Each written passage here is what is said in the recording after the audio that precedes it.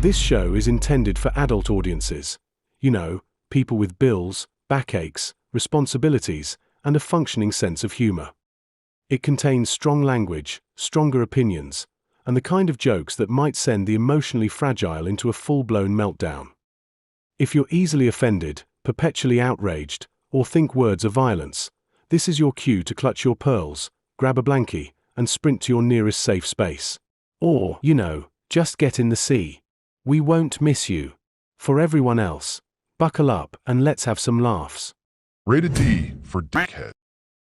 You are coping and seething.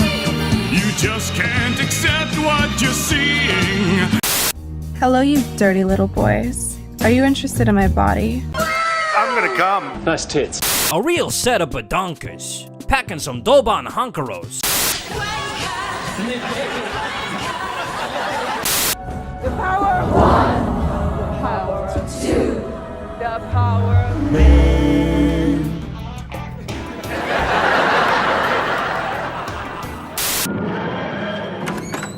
What's going down, babes? Show me the loving. Silence! You are too gay to be the doctor.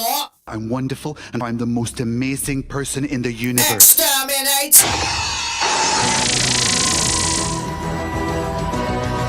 These people are making a lot of money, print money, cash, Money, well, capitalism.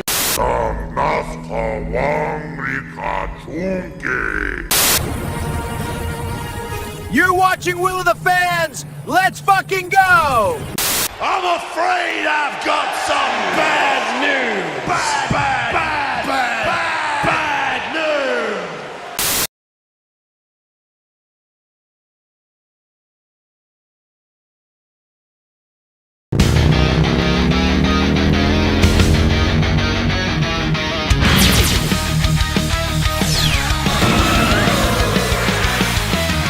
Engines roar through the ash gray skies. The wasteland burns, but hope won't die.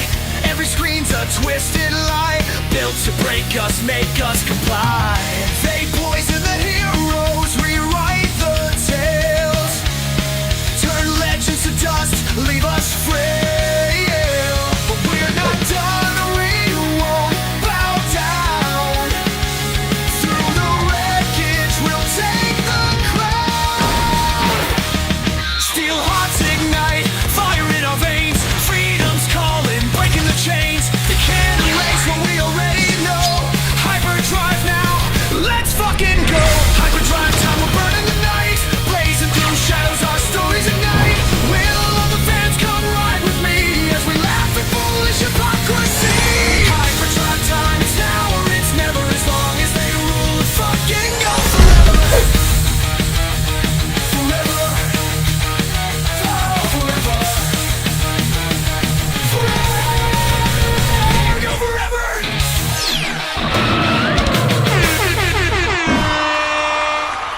Yeah, hello. Hello, everybody. Welcome once again. It's HyperDrive time, and welcome back to Will of the Fans. My name's Will. I think you know that already, but yeah, that's the joke. You know, Will of the Fans. See what I did there? And yeah, it's drive time somewhere, so it's HyperDrive time everywhere. So, ladies and gentlemen, and nothing in between, welcome once again to another voyage of discovery, racing through the wastes of the internet to the further reaches of your sanity on a never-ending quest to rid the universe of a little thing called absolute bollocks. What the hell is even that? That's right. That's right. Anyway, oh my god. Everybody's talking about this goddamn Mario movie at the moment, and I am one of them. I haven't seen it yet, of course. I have to go tomorrow because it doesn't open until tomorrow, which means in a few hours' time, actually. But in the meantime, I'm also supposed to be appearing on Rhoda's show after this, so I'll be on that pretty much as soon as this show finishes. So I look forward to that. Then I'll try and find some sleep and buy some cinema tickets and then take my kids in the evening. Well, not my kids, actually my niece and my nephew. And actually something very interesting is happening there, because we're starting to see something that I kind of predicted which, well, kind of predicted, but kind of also was a bit jaded by the lack of. And that was people in our sector of the internet failing to actually review the movie and just going, yeah, it's good, fuck journalists. And, you know, I'm all for fuck journalists and all that, but is it really a good movie? Because I think the trailer looks really, really, really, really over the freaking top. And now I'm starting to hear reviews from people that I know and also people we all know that, nah, not really. Not if you're looking for a story. If you're looking for a 90-minute ADHD TikTok trailer, then yeah, basically that's what you're going to get. But if you're looking for an actual story or anything that actually approximates Mario Galaxy the game, then you might be barking up the wrong tree. So there we go. Anyway, I personally think that I'm going to be probably let down by this one, but I'm going to go see it anyway, give it a fair crack, of course. But yeah, we need to be objective. Exactly. I just sort of noticed that there was a sort of a narrative running through our midst of like, the journalists are going to be wrong. Everyone's going to love this movie. It's going to make $1 billion. And the reality is it's going to make $1 billion. It is, yeah. But is it actually good? I mean, now that I think about it, the first one, I liked it, but it wasn't a great movie. It was kind of just a whole lot of references, but it did have a story. The story was insane, and toward the end it started to just spiral into, hey, look, remember this from that game, remember this from that game. Well, from what I understand, every single minute of this movie is just that reference porn, basically. So again, I have no opinion yet, my own, because I haven't seen the damn movie, but based on Critical Drinker's take on it, is more or less what I was expecting. And then I saw Kada's review, and he ripped it to shreds. So, there's everything to play for. So I will be seeing that tomorrow at some point after this stream and Rhoda's stream and some rest. Yeah, that's basically the top story, but there's a lot of other stuff too. We actually have some Doctor Who news that isn't shit today. I know, right? What the hell? Cassie's here. Hey, Cassie. Good to see ya. Cult Classic Cage in the chat. Thanks for the raid earlier on when I was playing Crimson Desert. Appreciate it. Yeah, so I mean, I'm not excited to see it. I'm open to it. I'm gonna see it because I want to review it. But mostly I want to take my kids to, my niece and nephew to see it because my actual kids are not old enough to go to the cinema yet. But yeah, I want to take them. There's actually 3 decent cinemas within about a 15-minute drive of where I live. So, not that difficult. So I can pretty much take my pick. I don't care as long as I get to sit in a recliner, you know. And I'll probably enjoy it. I've seen the trailer. The thing is, the trailer just pissed me off. The trailer just annoyed me. I was like, this isn't Mario Galaxy. Yeah, I see the stars. Seems to be more about Peach than anyone else. And then I saw, you know, the upside down pyramid and the little mariachi guys, and I was like, well, that's Odyssey. That's not Galaxy. What are you doing? Why couldn't you just do Mario World or Mario 3? It worked for the cartoons, but hey, you know, again, I'm trying to remain objective, not optimistic, objective, so I can have more or less whatever I want. I can have it as whatever time I feel like having, basically, and then I'll try to be fair and objective about it. But there we go. I don't know. What's this? Question for you guys. Is it unethical to remove DRM from audiobooks that I own? Ownership is important to me. DRM is bullshit, so my general opinion on the subject, removing DRM is never unethical. Oh my god, what's wrong with my lights today? That's a bit better. Yeah, I try not to look like too much of a lunatic. All right, there we go. They're okay. Anyway, yeah, so we got that to talk about. We got some non-shit Doctor Who news today, which is interesting. Apparently, another couple of episodes have been dug up from the lost archives of the original series.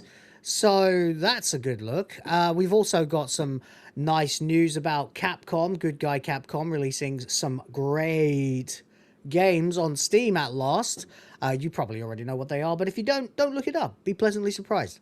And what else? Oh, Switch 2 price will be going up. That's par for the course. And Steam. Why Steam just kicks ass all the time, every day. No holds barred. Bit of Harry Potter, bit of this and that, and we'll that should see us for the next couple of hours. So don't go anywhere. Remain indoors. And of course, as always, please ensure you keep your heads inside the vehicle at all times with your eyeballs firmly screwed to the screen. Who's in the chat besides Cassie and Rhoda? We have also got Derek, Lilith. Hello to you as well. Appreciate you being here. Oh, God. St-Hugo is here as well. And Zalosi is here. Necromancer, of course, as well. I answered your question already. Slay Every Game. Shout out to you. I might be looking to do a WrestleMania reaction stream. Not sure yet. Not sure yet. But if I am going to do it, I will contact you. Because I know you're a fan. Revalkyrie's here as well, lurking. Good.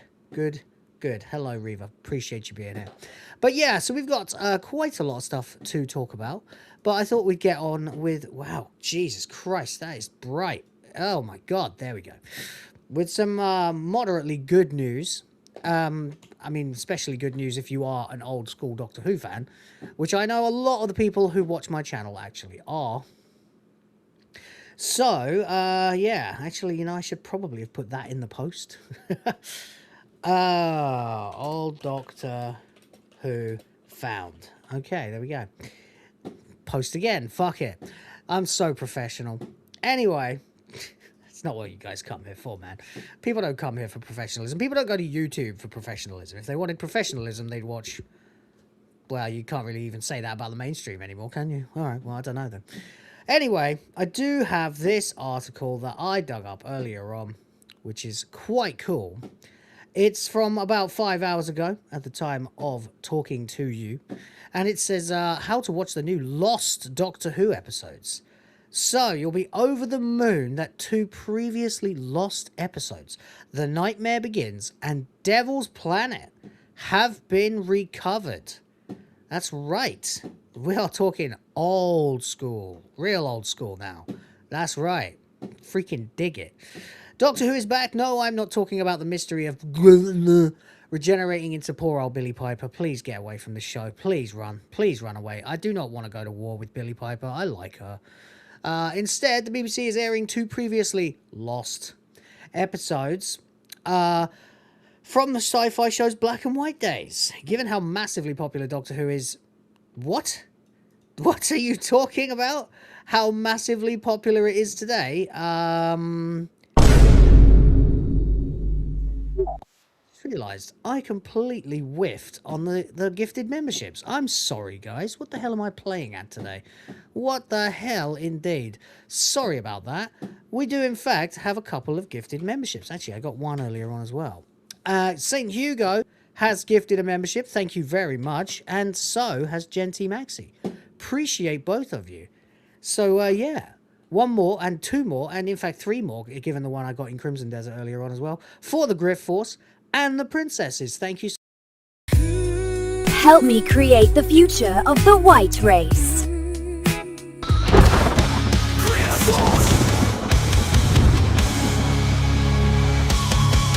Yes, thank you both very much for that. I appreciate that. It's important to hit that limit. I have no other income, so that really helps. Thank you very much. Alrighty then. Yeah, and of course, don't forget to let me know if you have something you want to say. You can super chat me it, and I will respond. It's a shame that for whatever reason I can't seem to get in touch with any of the people who normally would show up for Doctor Who news. But hey, I guess whatever. Maybe they'll show up sooner or later when I'm not talking about Doctor Who and then complain that I never talk about Doctor Who anymore. Oh well, there we go. Anyway, it's not popular, by the way. It's not popular today. It's massively unpopular today. It's popular to shit on Doctor Who today because it used to be very, very good and now it is very, very gay and very, very woke. And, you know, even woke is kind of an old-fashioned word these days, but it applies to Doctor Who. Doctor Who is massively woke. You know, it is. That's the word. That is, not many things are as woke as Doctor Who still is in 2026. So there you go. And we're going to get another episode, of course. Rusty Tin Dildo is writing, or probably at this point directing or whatever, an episode for the Christmas special. And well, just when you thought it was safe to have Christmas again, but no, seems we will be getting more cringe and awful concepts from Russell T Davies. And given that he already had Gatwa regenerate into, for fuck's sake, Billy Piper, and given that he also has David Tennant's Doctor active at the same time, and a bi-generation that nobody wanted and nobody is interested in, probably a good idea to have the two of them fuse back into one. Of course, that would be the Doctor and Rose turning into one person. I mean, they're already, like, shacked up in a parallel universe somewhere, so, I mean, I don't fucking know, man. I don't care anymore. But I guess Russell T Davies would probably revisit those two characters and have them finally get an epilogue. The third epilogue they've had, I guess. But whatever, anyway, who gives a flying fuck? We're going to watch it, I'm going to review it, it's going to be camp, it's going to be gay, it's going to be woke, it's going to be cringe, it's going to be for the modern audience that doesn't exist, and it's going to be just all around terrible. So, fair enough. In the meantime, though, it is, of course, well, the old Doctor Who remains one of the best sci-fi shows of all time, that much is true. And it's hard to imagine anyone just erasing episodes. Well, my friend, you have never encountered the BBC in the 1960s. They did not give a fuck. Was Russell T Davies in Good Omens? No, I don't think he's ever been in a TV show at all. He didn't write it either. I can't remember who wrote it. David Tennant was in Good Omens. David Tennant remains a very good actor. Very, very good actor. One of the best actors that the UK has ever produced. Unfortunately, he's also a raving trans advocate and activist with a tranoid son, who insists over and over again that he could beat us all up if we don't like that he wants to have a trans kid. If there's Rose Tyler, I'm out. Well, Barry, I hate to tell you this, but I don't see how they could possibly start the episode without having Billie Piper in it. But I don't think she'll be playing Rose, because the Doctor regenerated into her likeness, but you've got to assume that inside it's still the Doctor. Having said that, the last three Doctors have not exactly been the Doctor, so, you know, it's kind of a hard ball to chase. I don't really know what to tell you. I guess wait 9 months and I'll tell you. But in the meantime, the sad truth is nearly 100 episodes no longer exist in their original form because the BBC recorded over them. Or they left them in the archives and they went to hell because they were recorded on black and white film, and black and white film does not have an everlasting shelf life. That's why the recent discovery of The Nightmare Begins and Devil's Planet was such a big deal. Found in a private collection. Yes, it's not the BBC's archives, of course it's not. It falls to other people to manage to acquire these and keep them safe, because you can't trust the BBC with that shit at all. It's extremely annoying, actually, that you can't, but you can't. But by charitable trust, film is fabulous.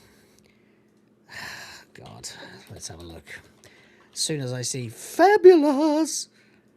let's have a look then. Oh, film is fabulous, but it doesn't have the exclamation mark. Well, it does, actually. No, it does have the exclamation mark. Here we go. So this is them. Special Doctor Who screening. Statement on Doctor Who. It's an initiative to preserve vulnerable film treasures for future generations. Interesting. Film is Fabulous, a charitable trust run by film collectors, cinema lovers, and vintage television enthusiasts, has a primary objective to advance, educate, and encourage public interest in film as a medium and its role within British culture. That's massive, the role of film in our culture. Working closely with film collectors and their families, it's about preserving media. This sounds like a good thing. Hey, it's from De Montfort University. Well, in Leicester, that's where my friend went. Been there. Had some good parties in their dorms. They work closely with a host of organisations, the BBFC, of course, BBC Archive, the British Film Institute. Fair enough. All right, well, I don't see anything here to get angry about, so it's good. These are the first and third episode of Doctor Who's third season, dubbed the Daleks' Master Plan. Yes, indeed. It is massively significant that these episodes last aired in 1965 have been recovered. It also gives fans hope that additional episodes are still out there waiting to be discovered. From April 3rd, though, you will be able to watch them. You should have me back on podcast for my lovely singing voice. Oh, thank you. What did I sing? Did I sing something? Probably. You can watch these previously lost Doctor Who episodes from anywhere in the world. Yeah, that's great. Where? Well, presumably on iPlayer. Yes, they will arrive on iPlayer, BBC's online streaming service, on the morning of April 3rd. So that would be now. Right now. You can watch the show's entire run on iPlayer, including episodes that were previously considered missing. So yeah, those 2 episodes that make up the beginning of the Daleks' Master Plan, they were found a little while ago, but now they are going to be launching on the iPlayer today, and you can go watch them after, of course, watching this stream and Rhoda's stream. So make sure that you're around for that. So that's good. That's good news. They are now available for you to watch, and we can continue on then to the next topic. But hey, don't say I don't talk about Doctor Who. There you go. You meant Ross Noble? Huh? Ross Ray Noble? Ross Noble? Who? What? I know that name. Oh, that guy. The comedian? Oh my god. Alright then. Anyway, there we go. I thank you for the... Oh, Rose Noble. Oh, Rose Noble. Jason Rose Noble. Oh my god. Yeah. 7 foot tall and you can't teach that. Yeah. Fucking hell. The Tranoid Nightmare Fuel himself, yeah. No, we're not having that. No, we're not. We're not having an apparently 16-year-old Tranoid. Just not doing it, okay? It's not happening. We're not doing it. We don't acknowledge that. We don't dance like that in the Palace of Wisdom. Hit the limit. What, do you hate boobs or something?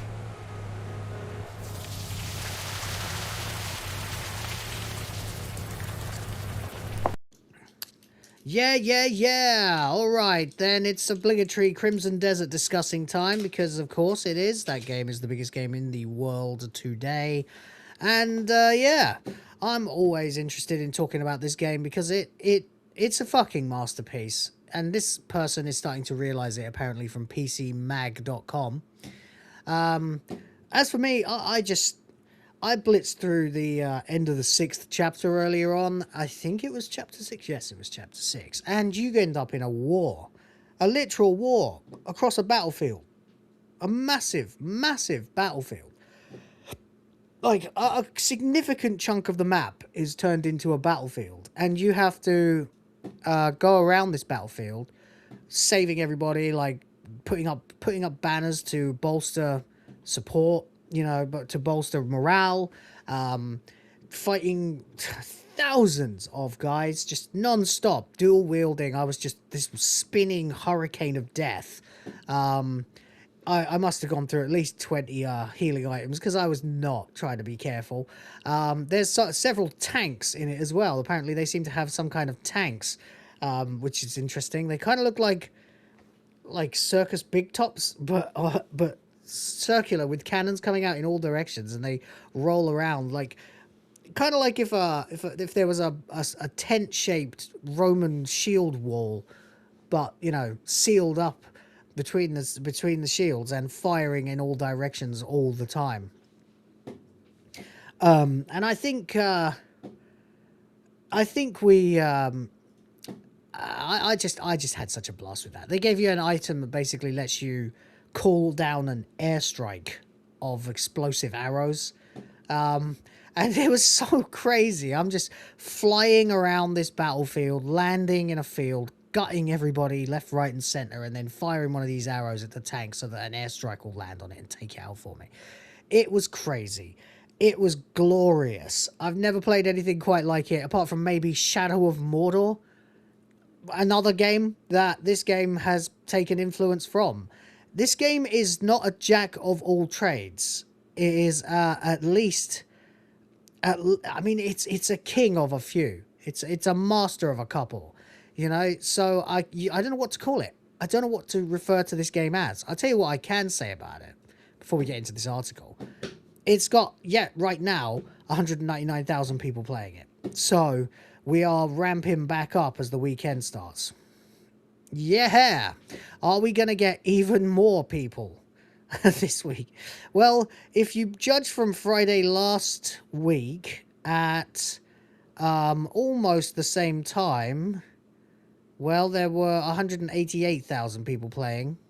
Versus right now, 199,000 people playing. Now, that's obviously incidental. It might mean nothing, but it could also mean that we are going to get an even higher all-time peak, possibly. Possibly. Could it happen again? I'm not sure. To be honest, if it doesn't, I won't care.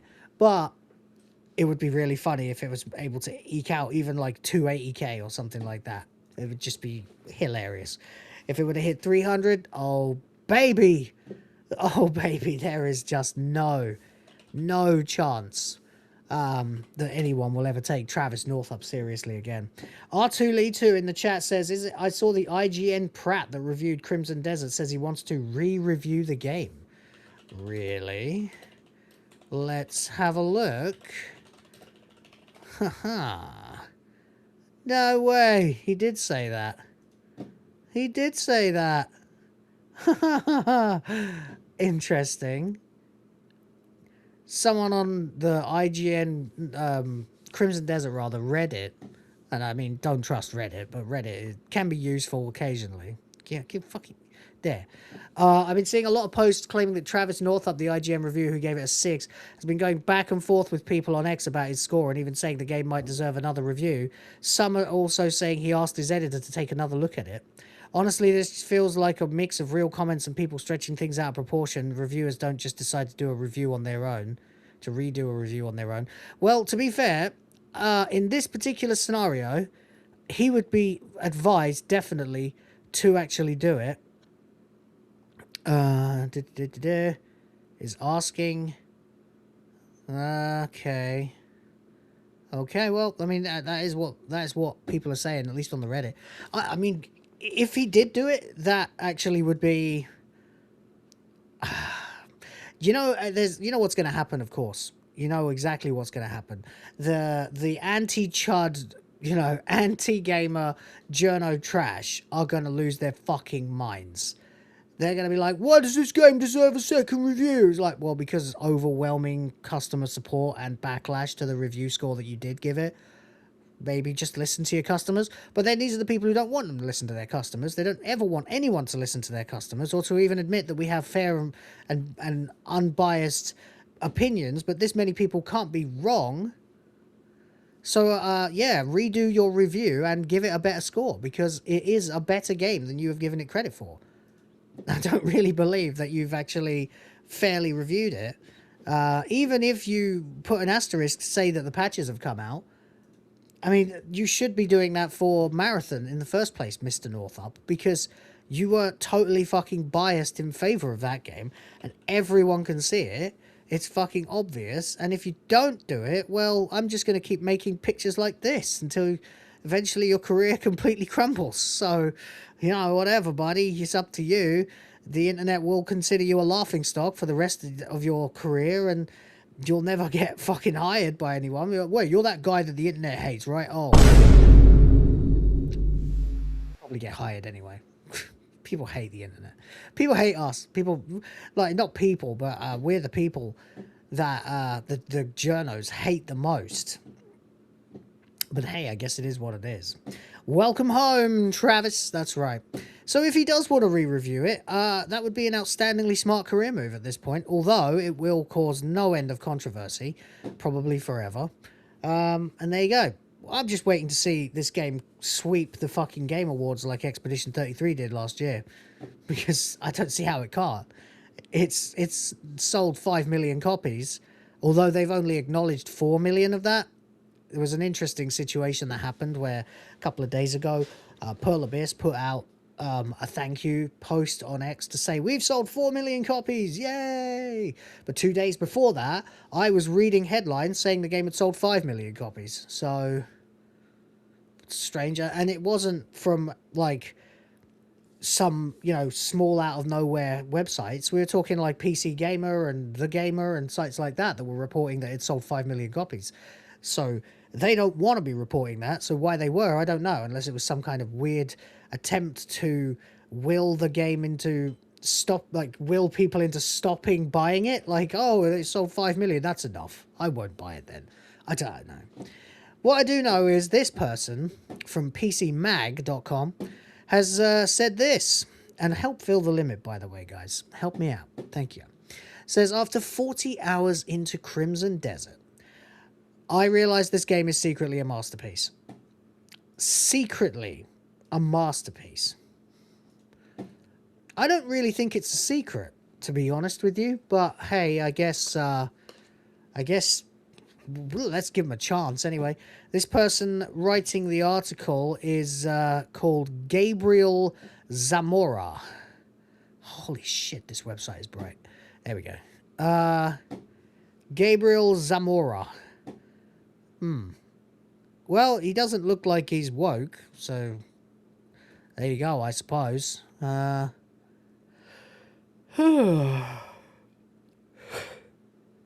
my god, he's only got a 2080 GPU and 16 gigs of RAM. That's interesting. He's literally writing down all his tech. You know what? This guy, somehow I get a feeling that this guy's a little more serious than we're used to dealing with. But whatever, anyway. Despite its slow start... well, that's not a good start to the article, is it? It didn't have a slow start. It didn't have a slow start. It broke 240,000 players. Concurrent players on Steam alone on its fucking launch day. It did 3 million copies in, what was it, like 5 days? That's pretty damned impressive. As it stands now, it's looking to outpace Resident Evil 9. So, there we go. Zalosi says, I used to have a 2080 Ti till I upgraded recently. I used to run a 1660 Ti until I upgraded to a 3080 not that long ago. But, you know, that 1660 Ti was actually surprisingly fucking good. It did quite a lot. But, yeah, I needed something a bit more robust. And I'm glad I did now, because I don't see me being able to get through that battlefield scene earlier on without the PC exploding if I was still running the 16. Because... I was getting frame rate dips just from the sheer numbers of people fighting on this battlefield. But most of it was caused by me hurling myself into these whirling, particle-riddled, double sword slashing cyclone slash things that I was doing, which were, of course, also flinging out wind and, like, deadly crows that target the enemies in the distance because I already beat the crow guy and took his sword. So, yeah, it's at a certain point, you suddenly realize you're no longer playing The Witcher. You're no longer playing Zelda. You're now playing God of War. It's a strange one, but I'm having a fucking blast. It was almost like playing bloody Dynasty Warriors earlier on, but whatever. Anyway, I'm very interested to see what that is. I haven't seen that yet. I haven't seen a single dragon yet, but there we go. I haven't put down Crimson Desert after 40 hours of play, and I don't want to. This action RPG is a masterclass in synthesis, fusing dragons, dogmas, visceral combat. That's a good example. Yeah, that's another good example of it, with Breath of the Wild's massive scale and sense of adventure. Although it draws heavily from modern open-world releases, Crimson Desert also introduces fresh mechanics that enrich the overall experience, making it a standout title rather than a mere imitation of other popular games. Fucking well said!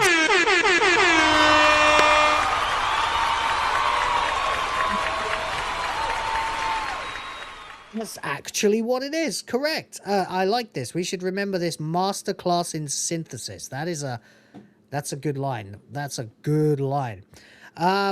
First impressions, a steep learning curve. In Crimson Desert, you play as Cliff, the leader of a mercenary squad called the Greymanes. As the band regroups to pay their respects to recently lost members, it's attacked with no time to mourn, thrusting the protagonist into action. After a series of fights, the Greymanes are scattered and Cliff is killed. It's only thanks to divine intervention that he's plucked from death to serve a greater purpose. True.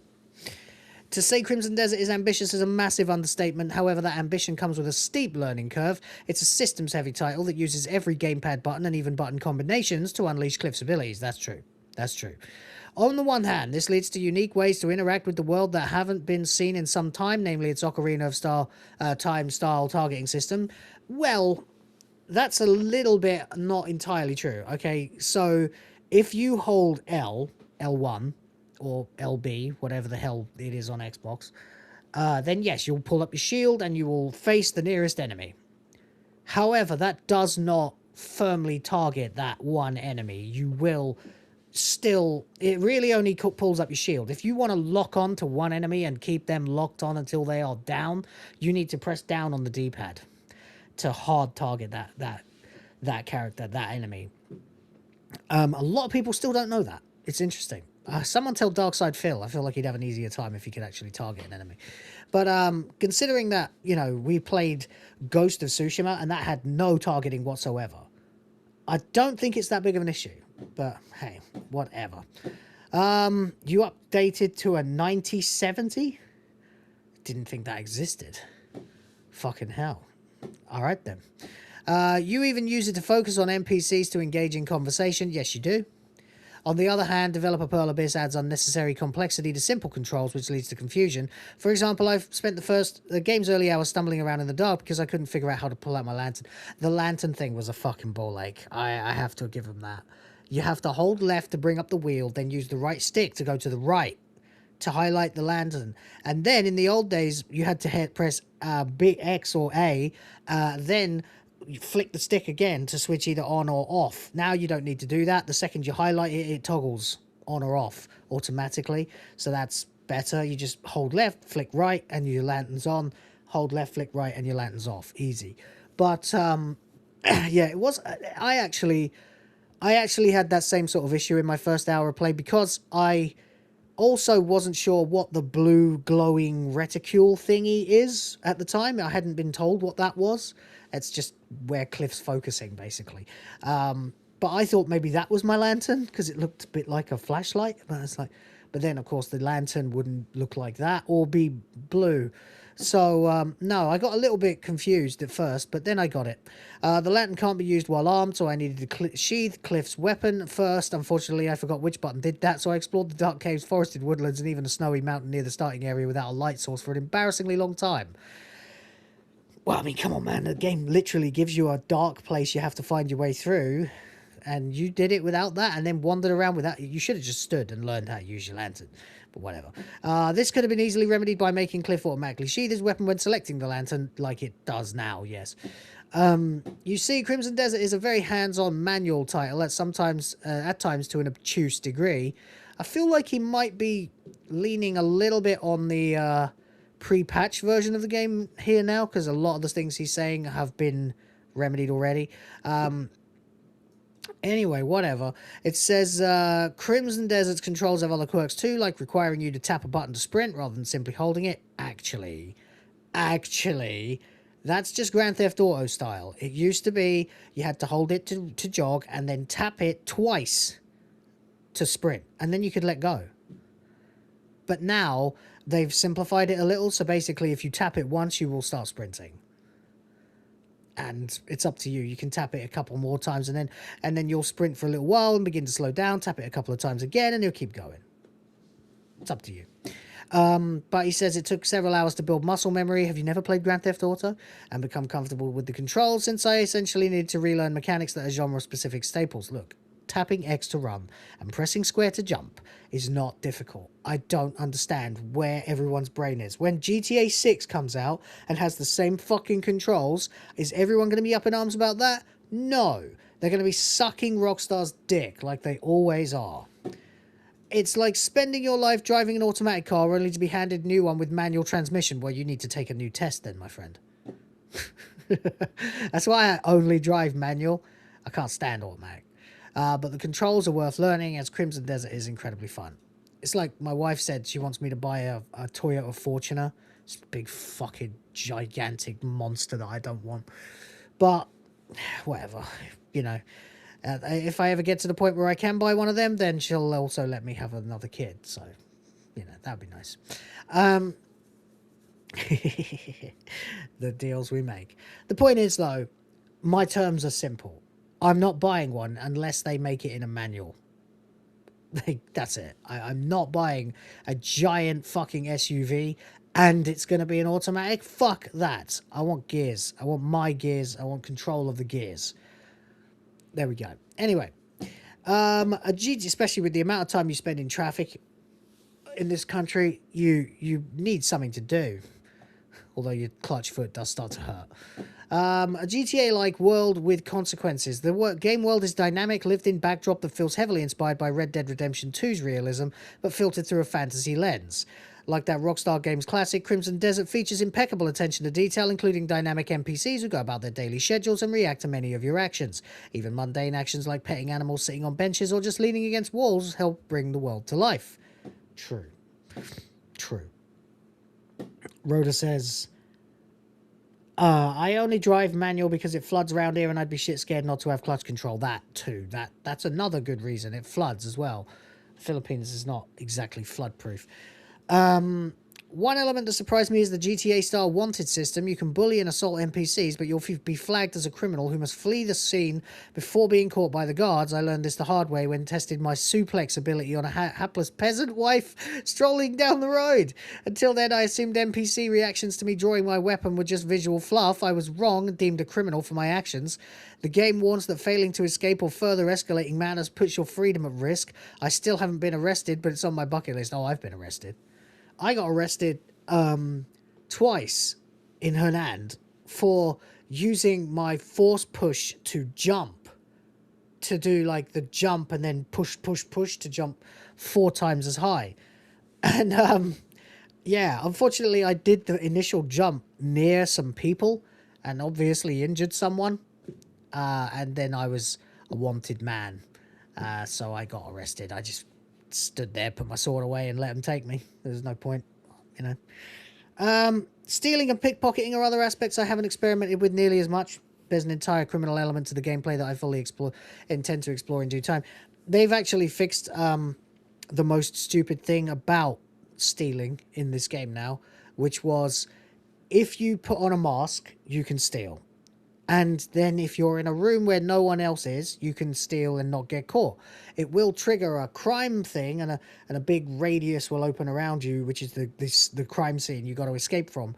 Or you can wait and the clock will run out, and as long as nobody sees you in that time, you won't get witnessed, and thus you won't actually have to answer for the crime. But it used to also automatically decrease your reputation, kind of like how stealing in Fallout would decrease your karma, whether someone saw you or not. But the reputation in this game is really important because you literally need it to buy some of the best gear. You literally use it instead of money to get some of the best gear that you can get from various factions. So farming reputation with those factions is a very important part of the game. And there are over 100 factions. So anyway, the point is, though, there's no reason for your reputation to go down if nobody sees you. So they took that out. Now it doesn't make a difference. The only time you lose reputation now is if you get witnessed. Fair enough. So there you go. It's pretty good. I've robbed the same bank like 3 times now. So it's pretty fun. My experience, somewhat generic quests and story beats, but the excellent voice acting breathed life into what otherwise would be banal busy work. Sure, rescuing a cow from bandits may not seem all that interesting. It was a sheep. But that's the way the farmer described his plight made the task all the more intriguing. This adds to Crimson Desert's realism and atmosphere, further cementing that lived-in feeling. Fair enough. I have a friend who changes the controls for FIFA to the Pro Evo layout every time because he can't handle different controls for 2 football games. I don't really do that, but I did. No, I didn't actually. I considered changing the controls of Premiere Pro so that they would be the same as the controls for Final Cut Pro when I switched from Mac to PC, but I realized quite quickly that the controls in Premiere Pro made more sense anyway, and the buttons that I was primarily using were closer together. So I just adapted. But yeah, I guess if you're going to play 2 football games, and you know, because you're basically playing the same game, just 2 different variations of it. Do they still make Pro Evo? I have no idea. Anyway, familiar movement, weapon creativity, and puzzles. Yes. Okay, all right. We get it. We get it. Combat, wrestling moves, and wrangling bosses. Biggest departure from any recently released open world RPG. While there are basic light and heavy attacks to employ, the real fun comes from unlocking new abilities in the beefy skills tree. For example, you can upgrade Axiom Force to pull enemies towards you for easier crowd control, as Nero does to foes in Devil May Cry. You don't have time for that. You got like 10 guys surrounding you. Love the wrestling moves. Well, they are wrestling moves. That's the thing. You can literally clothesline a guy in Crimson Desert. You just run at him once you've unlocked it, and then hit triangle and circle, or whatever the Xbox equivalent is, and you just fucking JBL them. Just done. Knock them out. It's more like a lariat, actually. But, whatever. Anyway, in fact, he does say here, lariat, suplex. It is kind of fun. I don't really use them, though. I'm much more of a run in and just slash the fight. He was doing RKOs. Wow. That's awesome. Out of nowhere. That's gonna be cool. But of course you have to give it its real name, which of course is the Diamond Cutter. no, the RKO is much better. But there you go. Thanks to all these abilities, Crimson Desert's action is open and freeform. It rewards the effort you put into it. You can play methodically like a Souls game. Yes, you can. Until you get to a certain level, at which point you can just simply whirlwind your way through these fuckers. Like, I don't know. Can't even think of an example. Like tearing up sheets of paper, basically. With a chainsaw. It's everything I enjoy about Dragon's Dogma without the restrictive class system that stymies the action. True. You just change gear. PC performance, a gorgeous romp through a fancy wonderland. Blah, blah, blah, blah, blah. Crimson Desert is beautifully dense. Reactive footage. Wait, what did he say here? Yeah, no, he was using a 2080. Wow. It let him play at 60 FPS with 1440p. On a 2080 GPU with 16 gigs of RAM. Yeah. They really did optimize this game. It's actually a little baffling that the game looks as good as it does. And runs on somebody's kettle. It's baffling. What's even weirder is the fact that there are people still complaining about playing it on PlayStation. And I'm like, why the fuck are you playing it on PlayStation? This game is clearly a PC game, you know, but there you go. Anyway, Crimson Desert is beautifully dense, reactive foliage, moody, dynamic lighting. Oh yeah, you get some great lighting effects in it, especially when it starts raining. I loved how sun and moonlight reflected on surfaces, illuminating where you need to use that. A forest at night is inky black, while a moonlit stroll across a mountain is filled with gentle, cool blue rays reflecting off the glittering snow. True for towns and villages too. The lighting and visual design make even a humble stone on a wall pop with detail. That's to say nothing of the wonderfully weathered cobbled streets or the plastered walls in the old post and beam buildings that fill the world. Hell yeah. All right, what's your conclusion then, buddy? Crimson Desert has the potential to be the next landmark RPG, action RPG. I mean, it is. I feel like this article, which is only 2 days old, like the worst thing I can say about this is that it is a little late. Like, this feels like it was written a week ago. And, excuse me. Middle of the night streaming is never good. And, you know, even though it is a great review, this is the best review I've seen from anyone. Yeah, you probably need to revisit a couple of these things because they've improved everything you're complaining about. Alongside Breath of the Wild, Elden Ring, and The Witcher 3 Wild Hunt. I mean, it definitely does belong in that list. It does. It absolutely does. It also belongs in the list alongside Ocarina of Time and Wind Waker and games like that. It's an impressive buffet of gameplay ideas that manages to charm, impress, and inspire. Although the early game moments present a steep learning curve due to the unusual controls, the experience becomes vastly more intuitive once muscle memory takes over. Likewise, the combat freedom is almost overwhelming, but finding new ways to clobber enemies is an absolute blast. The atmospheric detail and hyper-realistic interactions add to the game's appeal. Crimson Desert has delivered more than I ever expected, and I can't wait to sink more hours into it. Good.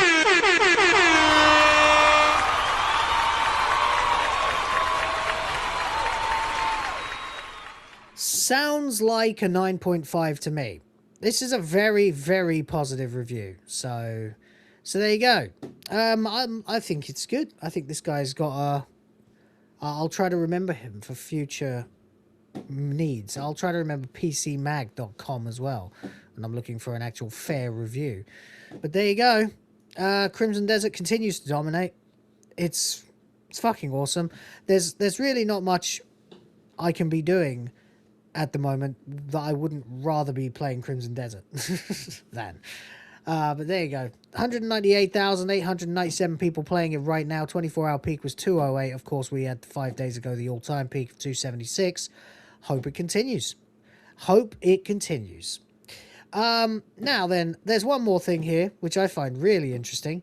Apparently, according to IGN, who, by the way, despite having given the shittiest review of Crimson Desert that's possible, have also still just spammed out guides and articles about Crimson Desert for the last 12, 13 days or whatever it's been since the game came out. Crimson Desert players work out a way to fly like Neo from the Matrix, but given Pearl Abyss's previous form on patches, they're not sure if it's a bug or a feature. Alright. So, wow. Holy shit. That would make it real easy. Really easy. Crimson Desert players have found a way to fly across the map like Neo from the Matrix, so that's what I do. I'm doing that already. Yeah, this is my... Oh, there's a boost move. I didn't know you could get that. Whatever that big... was there, that. So does that actually stop you from descending? I mean, I don't get it. That's what I do anyway. That's not a trick. That's just what I do. Crimson Desert players have found a way to... Blah, blah, blah, blah. Okay. Flight is not indefinite, rather you slowly fall to the ground no matter how high your stamina. So anything that makes you boost around quicker while flying would be welcome. Enter the latest glitch or mechanic or who knows at this point. Is this what James OP was trying to tell me about the other day? I don't know. Is he alright? Is he allowed? Yeah, I haven't heard from him in a couple of days. Now, there are a few skills you need to unlock. You can watch and learn them or just buy them before you can make this work, and be warned, making it work is rather fiddly. And even when you do, it's unclear whether this actually gets you significantly farther than you can without using it. But let's run or fly with it for now. You'll need the aerial roll skill, I've got that, and the focused repulsion skill. Oh, I don't have that one. I don't think. To do this entire combo, Crimson Desert input commands sometimes feel like fighting game combos. Well, get good, scrub. While flying, click both thumbsticks to enter focus mode, do the aerial roll, and then as you boost, unleash R1 to exit focus mode and somehow keep boosting. Oh. Right, because when you enter focus, you can do a repel move, unleash, that just blasts energy off. So I guess that could be used to do it, yeah. I mean, certainly in this video, that guy got a lot further than I normally would. Let's see. Yeah, that's how you start. You do the roll in focus, I see. And then release. Okay. So then it goes into focus again. Does the roll. And then the boost. Ha! So it greatly increases your speed. That's interesting.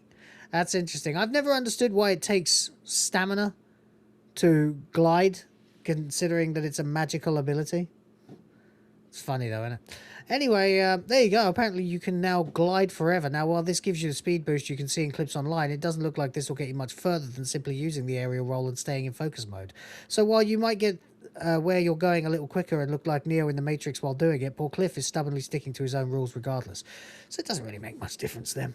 What's your favourite thing to do in Crimson Desert? Explore the world, obviously. It's obvious. Obviously. Yeah, 76%. Exactly. Look at this shit, man. This is they're writing these articles and then they're sitting on the fact that they gave this game a 6.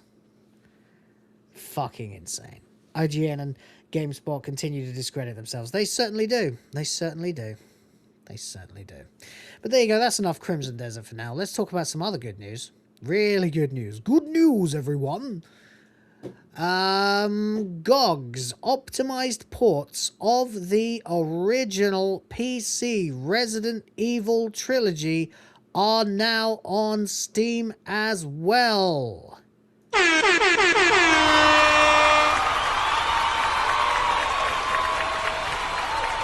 Yes, that's true. And let me just scroll through this and make sure I'm not going to see a man whose face looks like a golf ball looking back. Oh my god. That's the room where he is, but no, he's not there. That's good. Looking back at me, I genuinely have to do this, guys. I have like a literal trauma about that first fucking zombie. I don't lightly use words like trauma and triggered, but I'm telling you, when I see that motherfucker's face looking at me, I'm like, ah! Yes, the original 1, 2, and 3 PC optimized GOG versions have been released on Steam. That's right. This article comes from Chris Scullion, who used to write for NOM, or ONM, which was the Nintendo official magazine in the UK. And I've read a lot of articles by him. In fact, I think he ended up being the... I'm pretty sure he ended up the editor eventually, but whatever. So there you go. Resident Evil 2 there, visible, obviously. There's your girl, Claire Rhoda. If they work on Steam Deck, I'm getting all 3. I'd be shocked if they don't work on Steam Deck. I mean, this is a PS1 game, so it should be able to run on anything these days. Dino Crisis, yes, both of them are also on Steam. They were gifted to me. I can't remember who gifted them to me. I'm sorry if it was one of you guys. I don't really get a lot of games gifted to me unless it's all random things, like when Mr. Rouge gifted me Crimson Desert, and oh boy, am I glad he did.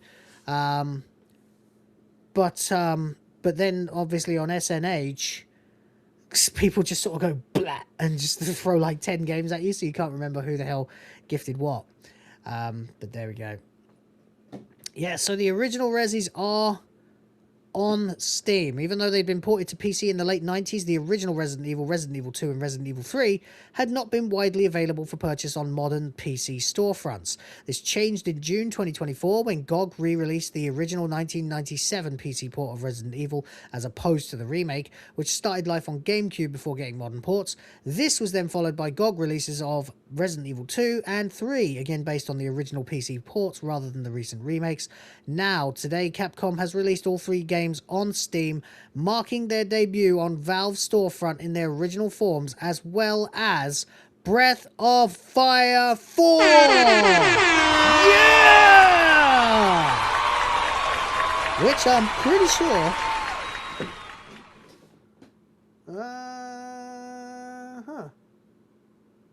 That is interesting. Where the hell are my copies of Breath of Fire 3 and 4? Hold on. What the fuck? Huh. I'm missing some PlayStation games. That's interesting. I definitely own Breath of Fire 3 and 4. Don't know where they are. They must be in one of the boxes. Anyway, whatever. I'm sure I'll find them eventually. One of these days. I've had the stuff here for 18 months now, and I've still not actually looked. It arrived the day after my daughter was born. So, my first daughter. So, given that she is now 20 months... No, 21 months. Fuck. Jesus Christ, she's almost 22 months. Holy shit. Yeah, I've got both of these on PlayStation 1 and I played them. So we'll get to that in a second. All 4 games list the developer as Capcom Co. Limited GOG.com on their Steam pages, meaning the versions of Steam are the new ports handled by GOG. This is good. I mean... The boss at GOG was one of the original creators, wasn't he? And he wasn't interested in handcuffing people for wanting to share the software. He's returned to take over the company now and steer it back to its original purpose. Not that it went too far from its original purpose, but they did get a little bit greedy over at GOG. The mission statement of goodoldgames.com or GOG.com was always to preserve old games. That is literally first and foremost the mission and the vision of GOG. So, good for them. And also, good guys GOG letting them release on Steam as well. They'll probably get a cut, I'd imagine. But there you go. Anyway, each Resident Evil game is priced at $9.99 or £7.99. Jesus Christ, man. That's like how much you would have paid for a PlayStation copy of Resident Evil 1 in about 2001. But whatever. Anyway, to celebrate their release on Steam, they're 50% off until April 15th, meaning players can buy all 3 games for the total price of $11.97, or instead of 12 quid instead of 24. There you go. The new GOG releases of the Resident Evil trilogy have been updated to ensure full compatibility with Windows 10 and 11. Each game includes new rendering options and various modern fixes such as improved cutscene timing, an improved video player, an improved DirectX game renderer, and issue-free game exit. Yes, but have they made a mode with no tank controls yet? Because that's about the only way I'd ever consider playing that fucking game. Of course, you couldn't play Resident Evil without tank controls, because you also have to use the up and down to aim. So, there you go. They also offer full support for modern controllers, including Xbox Series, Xbox One, X360, DualSense, DualShock 4 Switch, Logitech F-Series, and more. Resident Evil 2 also makes unlockable Fourth Survivor and Tofu modes available from the beginning. Cool. Last year, GOG's Senior Business Development Manager, Marcin Pajinski, that's it, told the game business that Capcom was initially against GOG's request to add the original PC versions of Resident Evil 1, 2, and 3 to its store, and was more interested in getting players to try out the modern remakes of each game. Capcom were like, we have all those remakes, it's already the superior experience to those games, recalled Pajinski, who said he was one of the GOG members who led the project. They really didn't see the value in bringing back the vanilla versions. It took a lot of convincing that there is an audience that has a lot of memories about those games and would love to experience the exact same game again. Thankfully, we were able to convince them. Yes, good for you. That is absolutely true, even though I cannot lay hands on this fucking game for fear of the fucking white-faced zombie bastards. I still can enjoy the fact that you lot get to, and I can still play Resident Evil 2 if I really have to. Not that I'm that interested. I much prefer to just watch people play those. I'm much more interested in this. Yes, this little beauty. Breath of Fire 4. Now, if you haven't... I wonder if there's like a gameplay trailer or something. Probably not, but let's have a look anyway. People like to make game trailers. Let's have a look.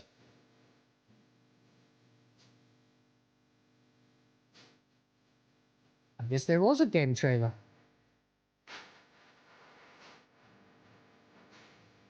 Huh.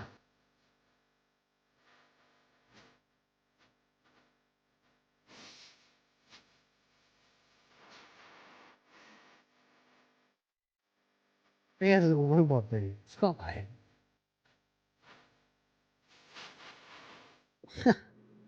Well, there you go. Oh, I've been watching a lot of Scrubs lately. Did you know they brought that back? But they broke up JD and Elliot, so fuck them. Yeah, Breath of Fire 4. Holy shit. Holy shit. I'm really happy about this. I mean, personally, I'll be honest, I played Breath of Fire 3 more, although to be fair, this might be the better game. They're all awesome, but yeah, Breath of Fire 3 was my absolute jam. I can't believe that's not back yet. That's what I'm saying. Now bring back Breath of Fire 3 as well, because Breath of Fire 3 is another absolute fucking masterpiece. That you got to see. It's so fucking Capcom. It's unreal. But there you go. Plus, you get little boy versions of the characters to play as well as the main adult versions. But Breath of Fire 4 is more...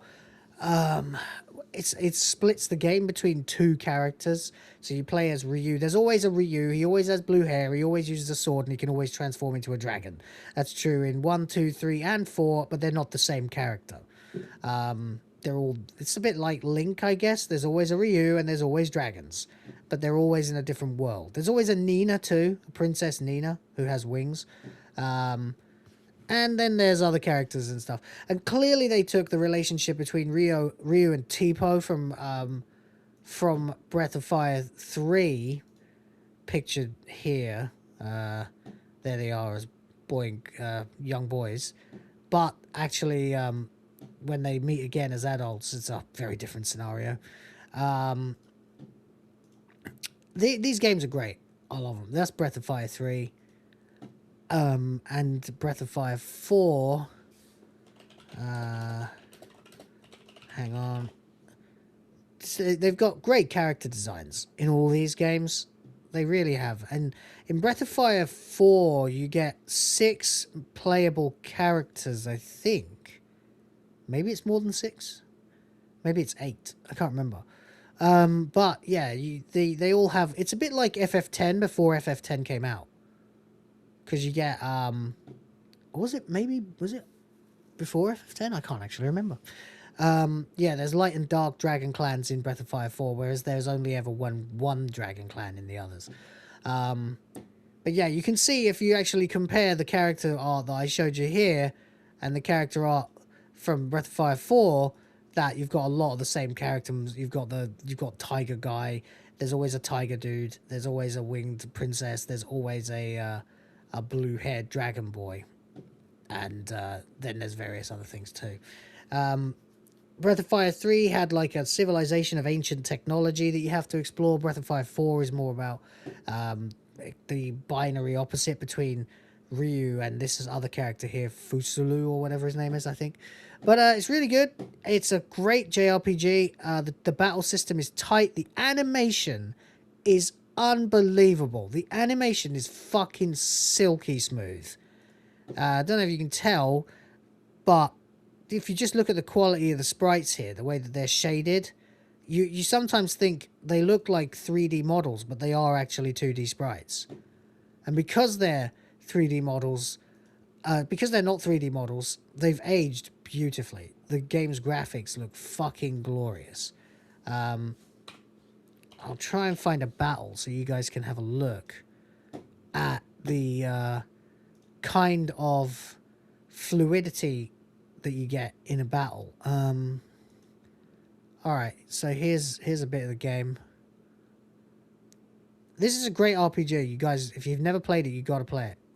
See how fucking smooth that animation is on the characters? Alright, just use your abilities. It's a really gorgeous looking RPG series, especially the last 2. And there's all kinds of other things too. So you've got 6 main characters in your party all the time. You can switch them out. You can switch between them for whoever you need for a certain type of enemy, just like FF10. It's actually really quite clever that they came up with this even before Square did. The fairies, oh my god. I forgot about the little naked fairies. They're fucking weird. But anyway, there you go. So that's Breath of Fire 4. You should definitely check out. If you've not played it and you like JRPGs and you never got to play this on PS1, you really want to play this. You really want to play this. JRPGs are making a comeback, and we owe it all to Sandfall Interactive. So there we go. Anyway, let's move on to another topic then. How are we doing? Have we got any super chats or anything, or memberships since the beginning? No. Oh my. I'm doomed. Oh well. It was nice knowing you guys. Anyway, a contributor to GameStop's long-forgotten Steam competitor explains why he thinks Valve come out on top. What Steam did better than anybody else was to create a community. Now, a lot of people, yeah, Urshin, that's the dog dude, right? Or that's the machine guy. Yeah, the robot guy. You get an onion dude in Breath of Fire 3 called Pico. It's weird. But anyway, what was I trying to say? Yeah. I've said this for a while based on, yeah, Dusty Bin. It looks like Dusty Bin, it does. My cousins had a fucking Dusty Bin as their laundry hamper. I was jealous my entire life. But there you go. Anyway, What Steam did better than anybody else was to create a community. Now, this was my first impression of Steam when I finally signed up for it. Like, I don't even know, like 15 years ago or something. I think I just got a Steam account because I figured I should probably have one, even though I barely played anything on PC. And obviously Steam is a glorious platform. But yeah, the thing that really put it over the edge is the fact that it's not just a storefront and it's not just a launching platform. It's got the community tab, and that is a big deal. That's what led to Gamergate 2. The fact that you could have curated lists. Remember? Sweet Baby Ink detected? That's what kicked it off. Well, that's not strictly speaking true. What kicked off Gamergate 2 was Chris Kindred trying to get Kabrutas banned for making his list. 1 second.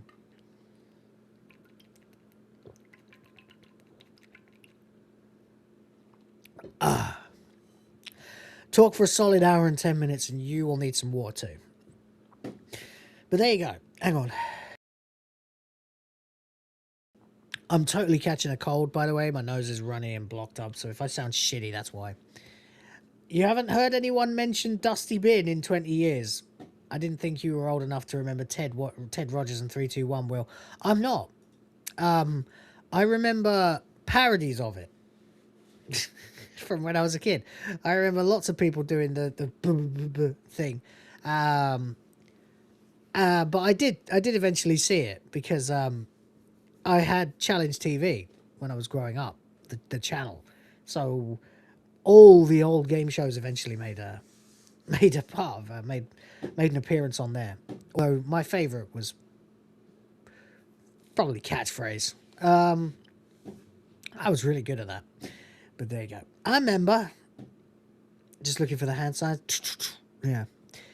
I just remember Harry Hill doing it actually as well. Harry Hill used to do, like, when he had his own show, before he did TV Burp, he had like a short-lived, weird little sketch / stand-up show called The Harry Hill Show, which had Al Murray in it as well, and Burt Kwok from fucking Pink Panther.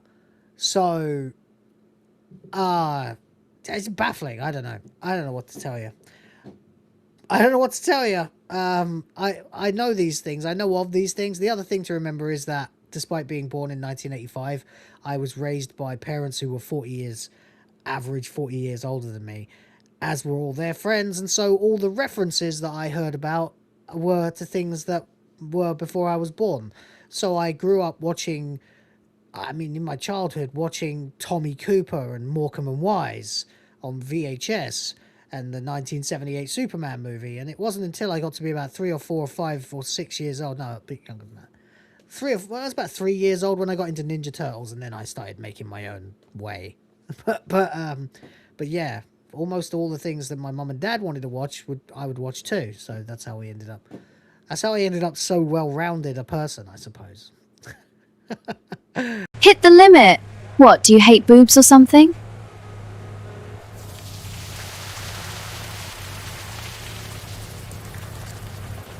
Yeah, I'm a weird cat. For sure.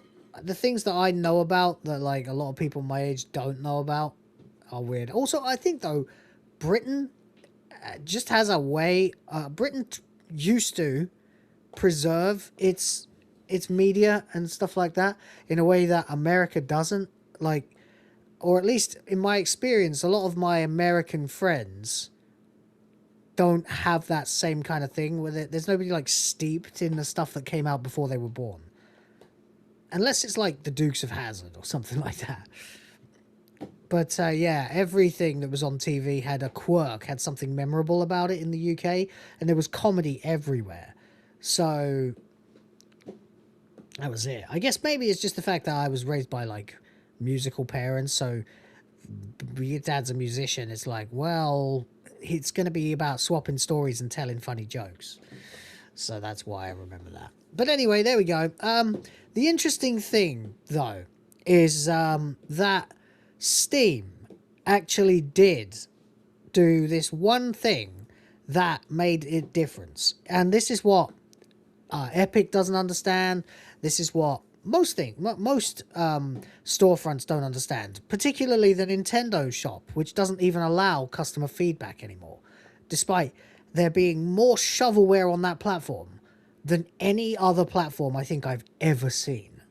There's even like softcore porn games on the Nintendo slop at this point. The Fonz. Yeah, I suppose for Americans, everybody remembered like Happy Days. Yes, I suppose you guys had that too. But for me, it was like stuff that was 30 years older than I was, you know, or 20 years older than I was. But there we go. Anyway, in hindsight, who would have guessed that Valve would win against the likes of Microsoft, EA, or Ubisoft? I'll tell you who. Hypnotic. In a nutshell. That motherfucker would have absolutely put money on Valve felting Microsoft, EA, and Ubisoft. Abso-fucking-lutely. He is a true believer in Steam. 100%. And he's made one out of me too, actually, just sort of by association. I've been like, yeah, no, he's right. It's the best. There's no equal. There's no comparison. Steam is the best deal for gamers that exists in the world today. Left, right, and center. No one can fucking touch Steam. No one. And it's because of the community aspect as well as the fact that they do all the great sales and fucking everything's on it. So, there you go. Anyway, there's the man of the hour. Larry Cooperman made his mark on the industry as part of the team at Night Dive, the games preservation and remaster specialist, but before that, he was on the front line of the digital distribution wars from the early 2000s to 2013. He helped build up the online storefront Impulse, which was later acquired by GameStop. My God, that's a name I haven't heard in a long time. Ah, man. Let me try and remember this. Impulse.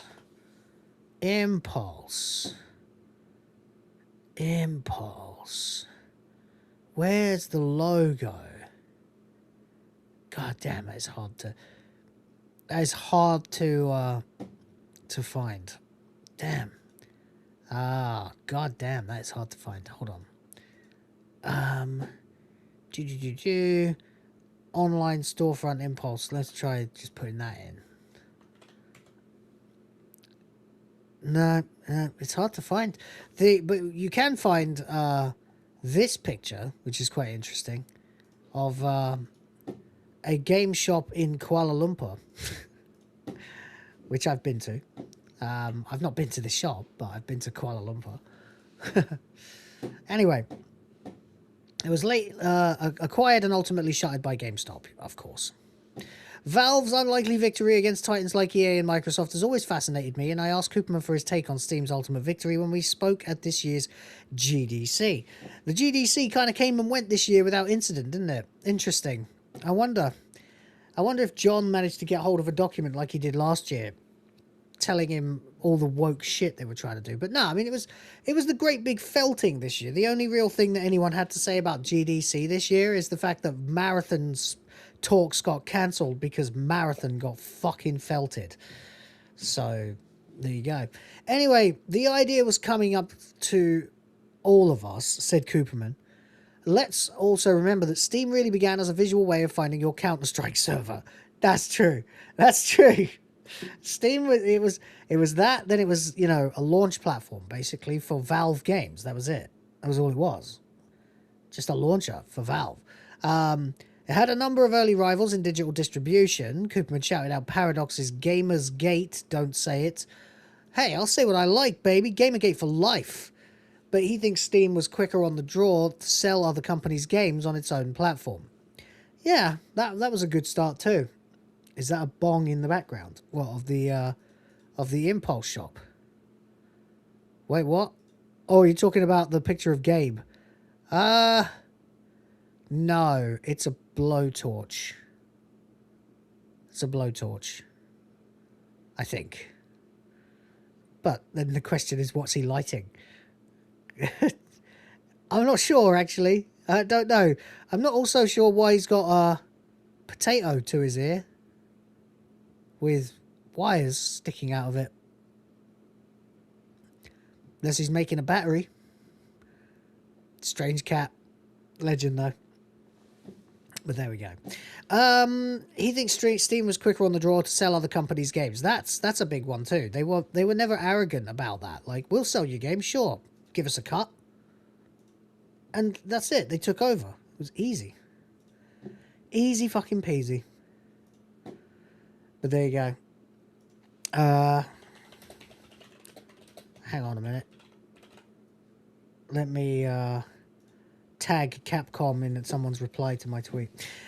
Begging for Breath of Fire 3. The idea of selling games and then selling third-party games didn't seem intuitive at the time.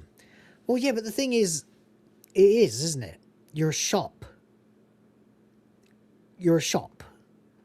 You're not a manufacturer, you're a shop. Now, Steam was a shop and Valve was a manufacturer. Oh, it's a Portal reference? Really? Is there a potato battery in Portal? Oh man, I haven't played that game in so long. Was it Portal 2? Because I barely remember Portal 2. All I remember is that Ricky Gervais's mate was playing the bad guy. Wouldn't be surprised if Gabe was carrying around his own personal GLaDOS in potato format. We need to clone him. Like, quickly. Anyway, you're a game company. Why are you selling other people's games? Well, that was the thing. They never saw themselves as a game company. Steam was a storefront. It became a storefront, and then Gabe just did it. Gabe had a really great vision coming out of Microsoft. Another advantage, according to Cooperman, was Steam's stickiness and embrace of social elements. He noticed that Steam and Impulse both let you re-download your games without restrictions, something that wasn't always guaranteed. I still have a Games Planet receipt from 2008 that would only let me re-download Fallout 1 and 2 through, excuse me, through the service 6 times a piece. That's bullshit. No, you can offload and re-download as often as you want with Steam. But Steam also had friends lists, messaging, playtime stats, and those little pop-up notifications about what your buddies were playing. Yeah, they annoy me. If I want to know what people are playing, I'll go look. What Steam did better than anybody else was to create a community, Cooperman argued. They established a stickiness to it that people came back because it was Steam. True, yeah. They made themselves indispensable. It is, you know, I guess, I suppose if you consider yourself a game manufacturer, then it is weird to be selling other people's games. If you consider yourself a game manufacturer and distributor, then, or distributor, then, no, it makes sense. Sell other people's games too. 30%, please. Cha-ching. There's one more decision by Valve that Cooperman cited as a key to Steam's victory. It's relatively low barrier to entry. There were so many great games in the 2000s, it's easy to forget all the small to mid-sized studios that shuttered during that era. Rip Westwood, Rip Bullfrog, Rip so many others. Particularly PC specialists who couldn't make the jump to consoles. Shareware is dead. Digital distribution is yet to be born. Now is the time of monsters. There you go. If you did not get a retail buyer to pick up your game, if your game wasn't at Walmart, GameStop, 3 or 4 retailers, you were done. You didn't make a game. Games were kind of unusual and quirky. That broke them. It's true. It's true. True story. Steam's philosophy of anybody can put their game on it for a price, but it's not a significant price, that really changed the gaming world. I think that probably the biggest thing you can say about Steam is that, for a number of indies, it kept their company alive when they would otherwise have gone under. Well, that's it, basically, isn't it? I mean, it's like getting an agent. If you're an actor or a musician, it's like having an agent. They get a cut of your salary and you get the jobs. In this case, they get to sell you. They have a great big platform that everyone uses. They sell your game and you give them 30%. Basically the same relationship as anyone in any private artistic or entertainment industry having an agent. Basically, yeah. You borrow that network to further yourself and your reach, and you pay them a cut for it. Yeah, that's basically what it is.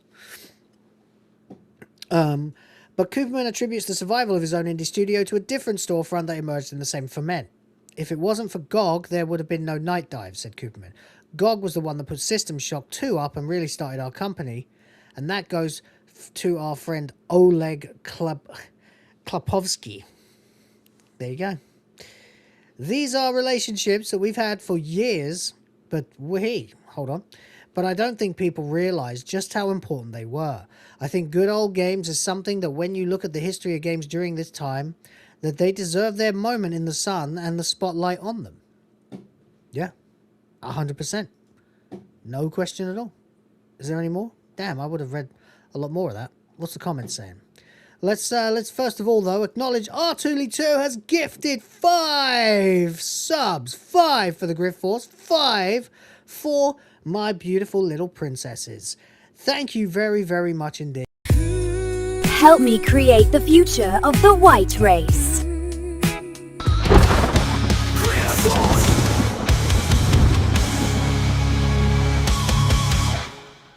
Gotta keep up those numbers. Thank you so much, buddy. Appreciate it.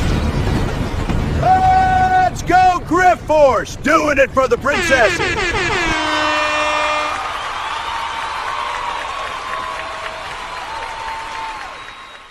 Cheers, R2. Appreciate you, man. Really, means a lot. The support is very important. You know, I need to make money. So thank you very much. Hopefully I entertain or inform, and appreciate the tips. When Steam came out, it was attached to a game, Half-Life 2, that they knew was going to sell millions, of course. So right out of the bat, they had millions of potential customers. Of course. It doesn't hurt that they had one of the biggest games of all time to launch with the platform. What Steam did was build an excellent storefront that goes above and beyond to empower the user. True. Oh, well, fuck that. Steam is incredibly successful because Gabe did and still does what very few megacorps do across a lot of industries have shifted away from, making a great product that provides consistent value to everyone who uses it. Shocking. Shocking. Value for money? Respect for the customer? What a crazy concept. How dare you, Gabe? I'm stunned. While other companies are focused on how much profit they can make with the shittiest product they can get away with putting out. Yep. True. Steam focuses on creating a loyal community of recurring buyers and participating developers by providing the best service in its market. The former is an example of unchecked capitalistic greed, whereas Gabe is a much better example of how the free market should function. Okay, good. We're not going that way then. Especially when you consider he doesn't strong arm or buy out his competitors out of existence. He just genuinely makes a better product compared to any other platform like Epic. Shots fired. Shots fired.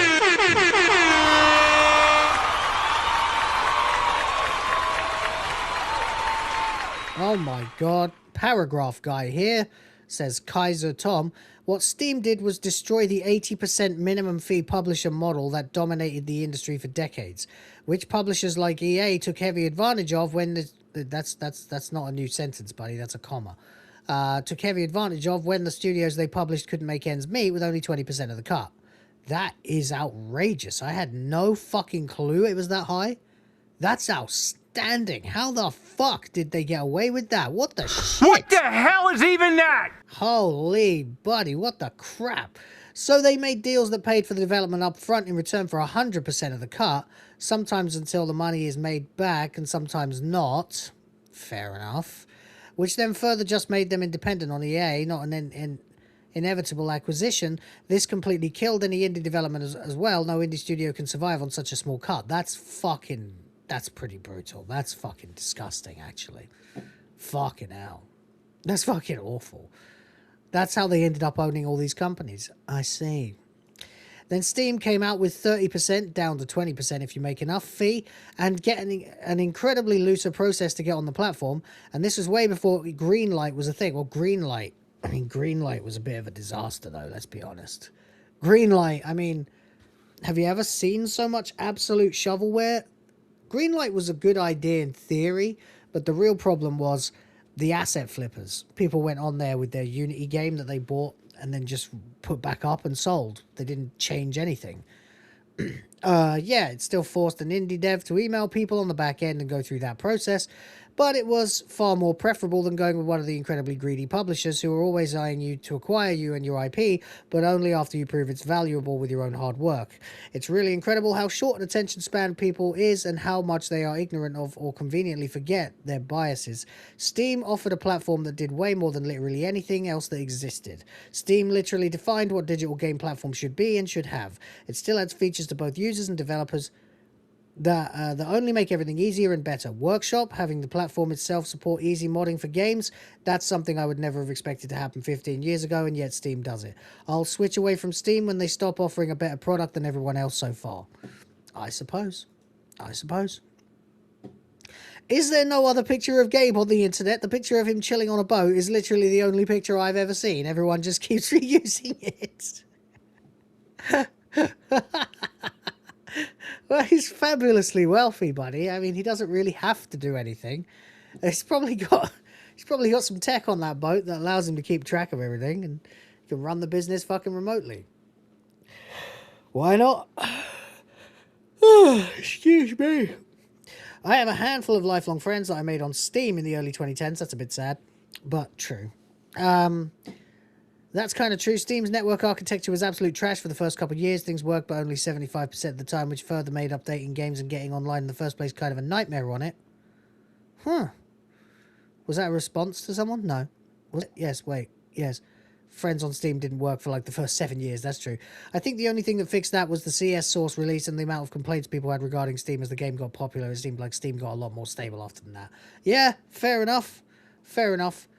They did fix it though, didn't they? Just took them a while. Get the feeling that Newell is probably the richest man in the world if you focus on actual money in the bank instead of worth. Perhaps.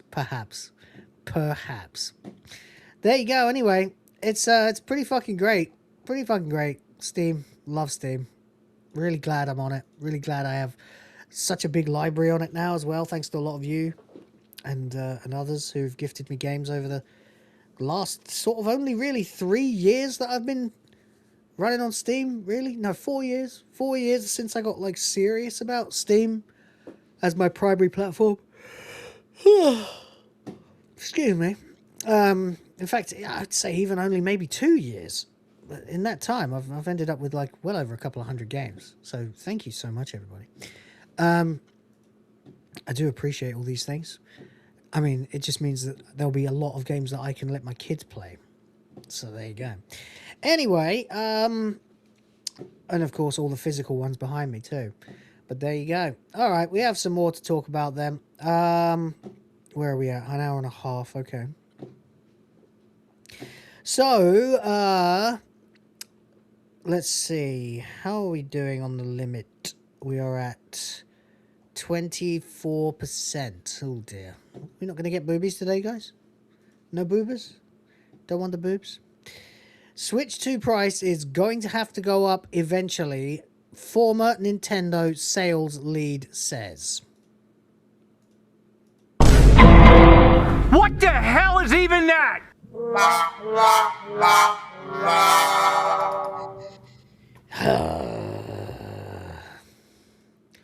They genuinely just don't get it, do they?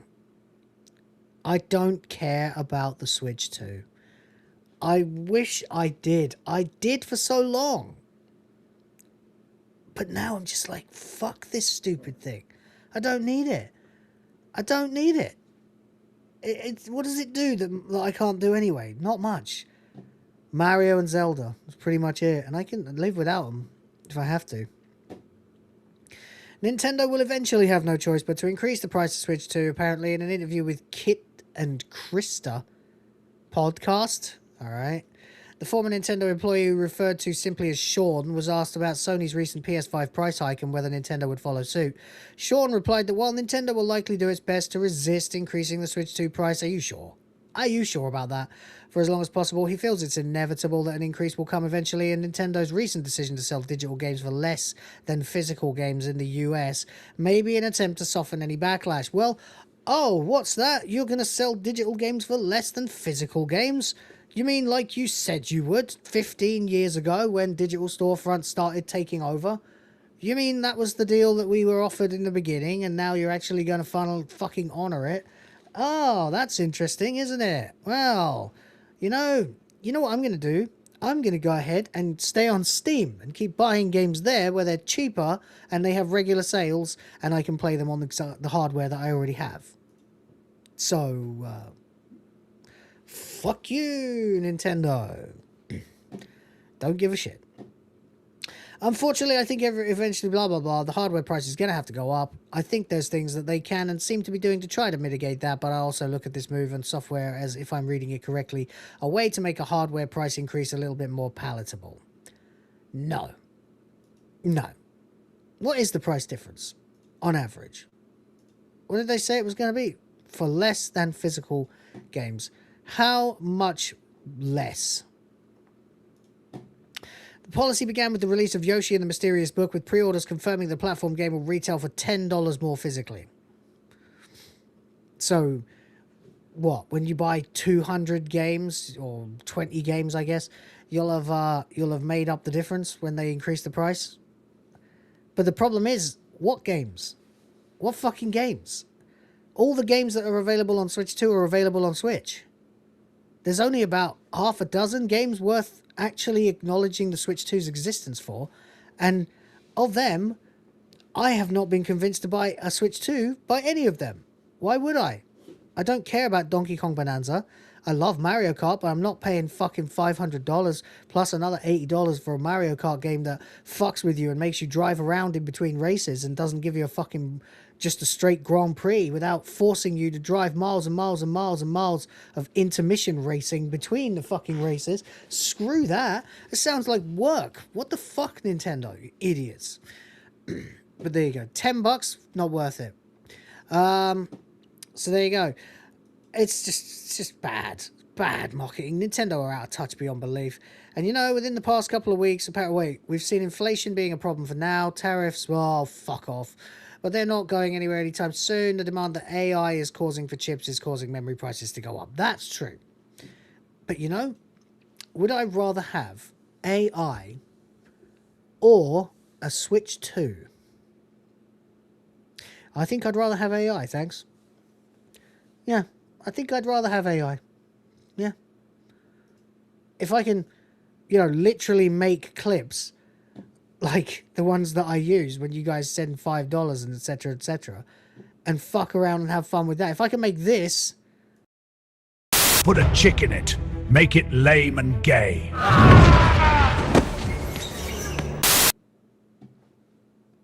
That's worth more to me than a Switch.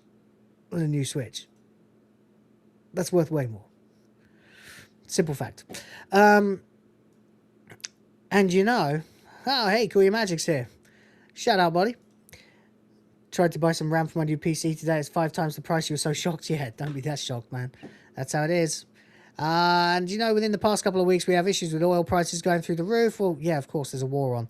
And when oil goes through the roof, it's not just shipping costs that go up. There's, you know, we can imagine just blah, blah, blah, blah, blah, blah, blah. Shut up, Nintendo. Just add the fucking price. Just put the bloody price up, okay?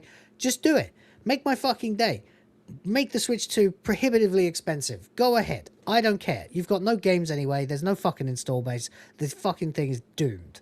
I'll stay on Switch. I'll stay on Steam, and I'll keep playing Crimson Desert. Thank you very much. The biggest game in the fucking world. The best game that's come out in years. Well, besides maybe Expedition 33. I just don't care. Switch 2 can suck my dick. Alright, speaking of things that may or may not have to suck my dick.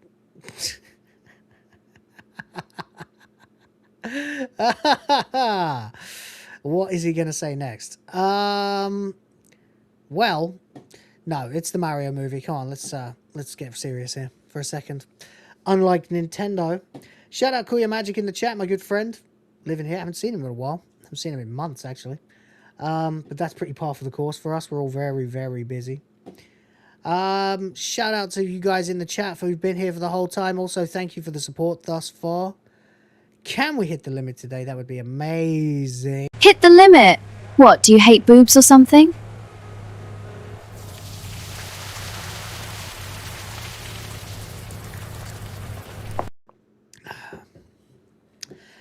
There's your girl. There's your girl. Amelia. hard at work there, cooking that beer on the hot tits. There we go. So, we are at, what, almost a quarter of the limit. So, we'll get to that when we get there. Mario Galaxy audience review scores hit 91% as public rejects Hollywood media yet again. Yeah, of course. Now, I love Geeks and Gamers. I do. I've been a fan for years. Years now. Like, 8 years. And I love that the website has become what it's become. So I can just read the news here instead of having to traipse around loads of different sites.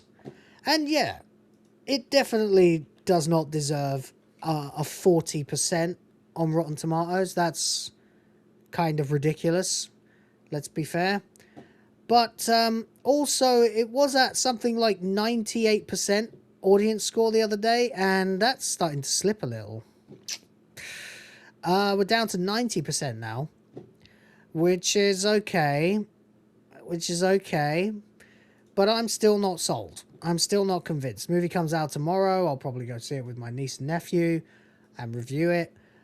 I don't want this to be Minecraft movie again. I do not want that to... You're going to see it today as well? Cool. I do not want this to be like Minecraft movie where it's just like, you know... Bang! Colors, bang! References, no story at all. Fucking nonsense from start to finish. You know? And yeah, that's what I'm hearing. That's what I'm hearing. And unfortunately, our peers are more interested in the usual. And don't get me wrong, I hate journalists too. I fucking hate Hollywood media. I can't stand games press either. They can suck it. They can go to hell. I don't give a shit. 41%, that's ridiculous.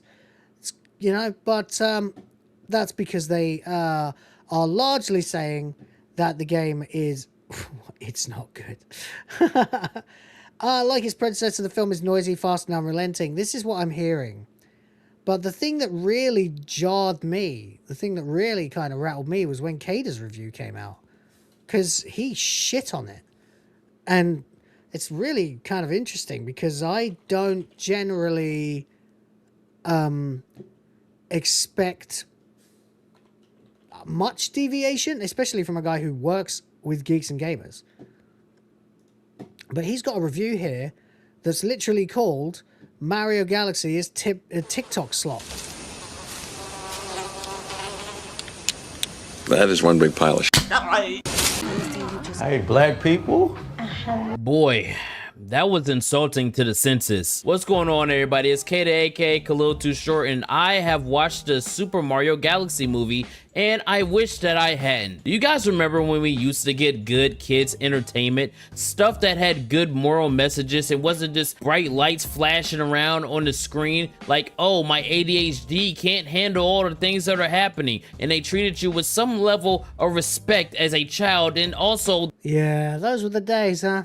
Those were the days. The parents that were with you watching said movie, this is not one of those. This is like if I would have got on my phone and typed into ChatGPT, hey, can you make me a Super Mario Galaxy movie? But instead of trying to add a coherent story with any semblance of character depth or anything interesting, make sure you whiplash the audience from point A to C, skipping past B, then going all the way down to M, but making sure that you come back to point P, because if we don't constantly have things moving on the screen, then the smooth brain viewers will not be engaged. This is the kind of film that you would get. This feels like something you would put on the background while you're doing laundry. Holy shit. So, as you can tell, Kata, they're absolutely fucking savaging the movie. I don't know if I'll be as harsh as that, but you never know. I never know. But, I mean, it is the big problem of this generation that now entertainment just seems to be non-stop, constant, blam, blam, blam, blam, blam, blam, blam, blam, blam. Because, of course, you've got TikTok and you've got shorts and kids have got no fucking attention spans anymore. I mean... I don't know what I would be watching if I had YouTube when I was a kid, but I watched like my nephew just watching endless fucking Minecraft dickhead videos on YouTube, and it's always like, whoa, hey guys, I did this thing on this, and it's cut. Whoa. And you watch like Coco Melon as well, and it's like fucking epilepsy warning. It's like, quick, don't let them linger on a single shot for longer than half a second. Just constantly be changing camera angle. That's why the kids end up fucking hypnotized, and Coco Melon's getting shafted for having caused kids to have like speech delays and things like that. It's the same shit. They're doing it everywhere now, and I don't really want that with Mario movie, so I don't know. The first movie was a little bit like that in places, but it had a story. That made sense. Well, I mean, as much as the Mario story can make sense, but it did make sense. You know, you get from one to blah, blah, blah, blah, blah, blah, blah. Exactly, Rich. Yes, the world of retention now. Anything over 2 seconds is boring. Exactly. And we have to do something as parents to stop that shit, man. We have to do something like that. You blame the algorithm? So do I. But there you go. So I really don't want them to do this to Mario. If you look at like even the Sonic movies that have come out in the last 6 years, yeah, they actually do have stories. I don't know why they insist on shoving in that irritating fat black bitch, but I don't know what the hell, like, you know, the story of, what the fuck is the guy's name? I can't even remember, but they call him Donut Lord. And his wife and the, you know, the themes of like in Sonic 2 where it's like learning to trust other people and allow them to trust you and stuff. There's themes, there's a narrative there, there's a through line, a plot point that gets from A to B. When you watch the Minecraft movie, on the other hand, it's just, whoa, look at this, bang, oh shit, dang, wow, fucking, look, there's a guy on a duck or chicken or something, chicken jockey, I don't fucking know, man. It was fucking bullshit, utter bullshit, which is funny because Minecraft, the game, is absolutely the antithesis of that. It's a long game that focuses your attention and is, if you play it properly, is intended to make you use your mind and your brain and flex your fucking creativity. It's not intended to just be like splash, splash, reference. So I'm really worried about the Mario movie, because if it is like that, I'm gonna eviscerate it. So yeah, unfortunately though, our peers, and by that I mean Geeks and Gamers and all of their in the fellowship and the other broader related channels, all seem to be just dropping the same narrative, which is fuck the media, this movie is doing really well with audiences, and that's fine. Again, that's where my allegiance sits. But is the movie actually any good? No one's actually talking about it. We've got like another article about it here, because the box office, of course, is outstanding. The movie is going to make $1 billion. Of course it is. It's going to be one of the only ones that does, and it's going to cause there to be a shitload more terrible Hollywood movie adaptations of games, which I suppose is fine, because there were loads of terrible game adaptations of movies in the 90s, so yeah, you know, revenge, I suppose. If it keeps... What's that? Keep a bunch of boobs on the screen. Watch your watch your retention skyrocket. Hey, all I can say is, if people want boobs, all they got to do is fill the limit bar. There you go. We're at $24, which are slow. Let's be honest. But thank you to the guys who have. Just put my segments throughout the movie. Just do this. Hit the limit. What, do you hate boobs or something?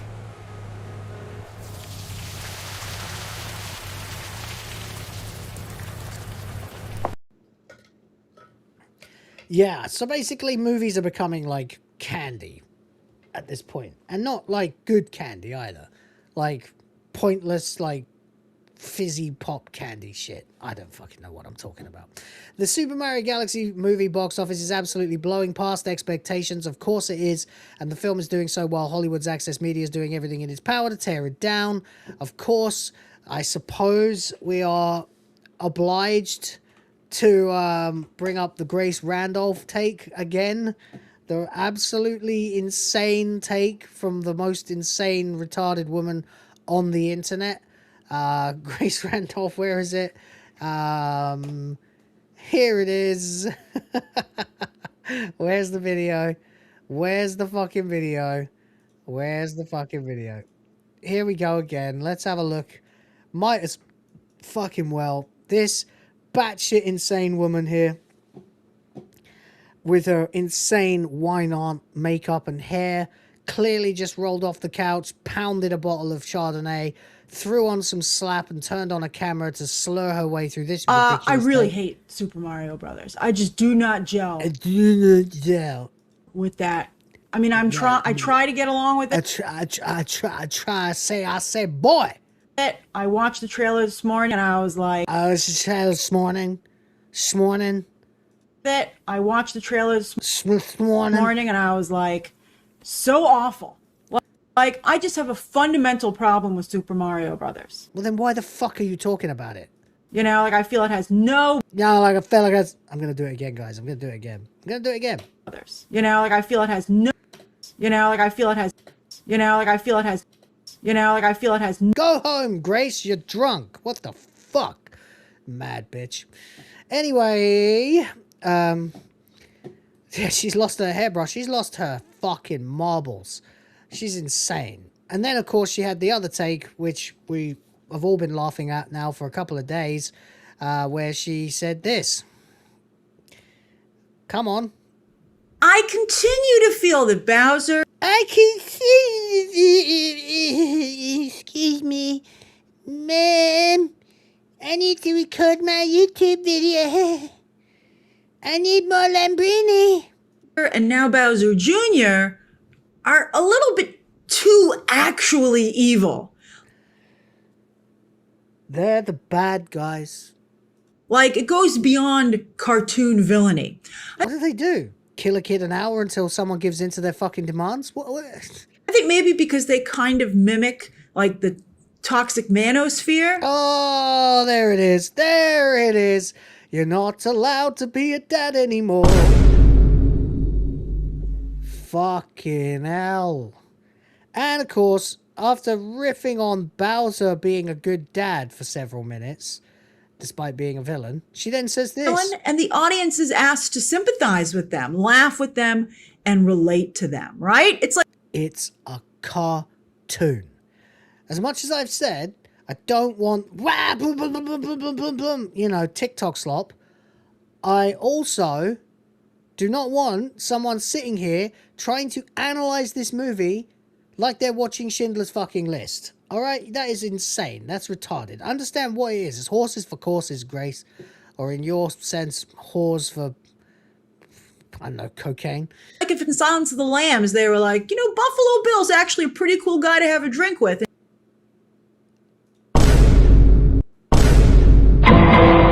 What the hell is even that? I mean, this is now the third stream where I've laughed at this, so I'm all laughed out, but... Did you just say that? Did you just actually say that you could find a person who might tell you that Buffalo Bill is a cool guy to have a fucking drink with? Buffalo Bill, the serial killer who tears off your skin and wears it like a fucking suit so that he can pretend to be a woman? And you were like, yeah, but... No one's going to go, yeah, but... Oh, there we go. We got another one, guys. We got another classic Grace Randolph pause.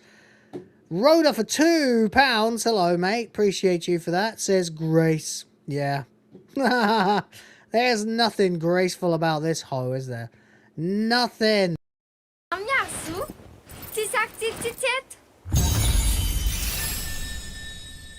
Hey! Holy shit. Nearly 2 hours in and we got our first super chat. There we go. Holy shit. They're so used to sympathetic villains now that they can't understand traditional villains. That's actually correct. You're right. Yes, they actually are. So used. This is the Hollywood slop effect, of course, the modern audience that doesn't exist. They're like, oh, every villain has to be fleshed out. You've got to have a Cruella de Vil movie where she's sympathetic. You've got to have a Maleficent movie where she's sympathetic. No, all right. These are fucking villains. They're monsters. They're bad guys. They need to be fucking felted. They need to do evil things. And delight in it and revel in it. And then at the same time turn around and go, see, my boy, one day all this will be yours. Like a fucking twisted Mufasa or some shit. In the meantime, we've got Grace, I look like a goddamn zombie, Randolph here, trying to justify her take that a man, or rather Bowser, being a good dad is somehow toxic and represents the manosphere. The manosphere, ladies and gentlemen. Grace fucking Randolph is insane. She is insane. Thank you, AI. Thank you very much, AI. Appreciate you. Still would rather have AI than a Switch 2. So there we go. We got another one here. Sets April record for opening day. Grace, you are insane. You mad, mad bitch. Now, why the hell are they wearing ponchos and goggles? Why the hell are they in this particular level? This is from Super Mario Odyssey, not Super Mario Galaxy. Fuck's sake. Super Mario Galaxy box office is quickly turning into one of the biggest surprises of the year, and that's saying something considering expectations were already sky high. True. It is tracking towards a massive $350 million global opening weekend. Now, let's just get this out of the way. This movie opened in America on a Wednesday. So that means, given that you've got the Easter weekend and Holy Week, if you like, you've got Wednesday, Thursday, Friday, Saturday, Sunday. That is a 5-day weekend in terms of Hollywood box office. And if you include Bank Holiday Monday in the UK, then you've also got a 6-day potential opening weekend. So, of course, they did that, of course, with Mario Movie 1 as well, where they opened on a Wednesday as well, to make sure that they did that, blew past records. But, you know, $34 million on a Wednesday is pretty damn strong either way. They probably didn't need to do a 5/6 day opening weekend to gut the entire universe of every last fucking cent they have in their wallets, because this movie is going to make all the money in the goddamn world. It is. But now apparently numbers have come in far stronger than anticipated and walk-up traffic surging. It's becoming increasingly clear that even those bullish projections may have been too conservative. And perhaps most telling of all, it's all happening while Hollywood's access media critics are doing everything they can to tear the film down. And don't get me wrong, I like this narrative. I'm always on the side of the people, not the fucking journalists. And I literally just got off riding a wave of fucking support for crucifying the guy from IGN who gave Crimson Desert a 6 when it's obviously a 9.5. But at the same time, by the way, also crucifying the same guy for overhyping Marathon, a complete turkey of a video game that nobody wants to fucking play. And then just before that, of course, the same damn thing with High Guard as well. So yeah, we've all been really, really ripping journalists to shreds lately, and that's fine, but this still doesn't mean that the movie's actually any fucking good. I'll be the judge of that myself. So I don't know as it stands right now, but here's something quite funny, also from Geeks and Gamers. Here are 5 movies or TV shows that the critics are saying is better than the Super Mario Galaxy movie, which of course means they gave them a higher score. Oh yeah, hey, I forgot today is Good Friday. Yeah, I forgot too, and I got absolutely felted earlier when I attempted to go to the supermarket and found that it was closed, which was just lovely when I wanted 2 very particular things and could not get them, because apparently in the Philippines, they don't close down shops on Christmas, you know, the day that Christ was supposedly born, but they do close everything down and have a big party for his death. Catholics.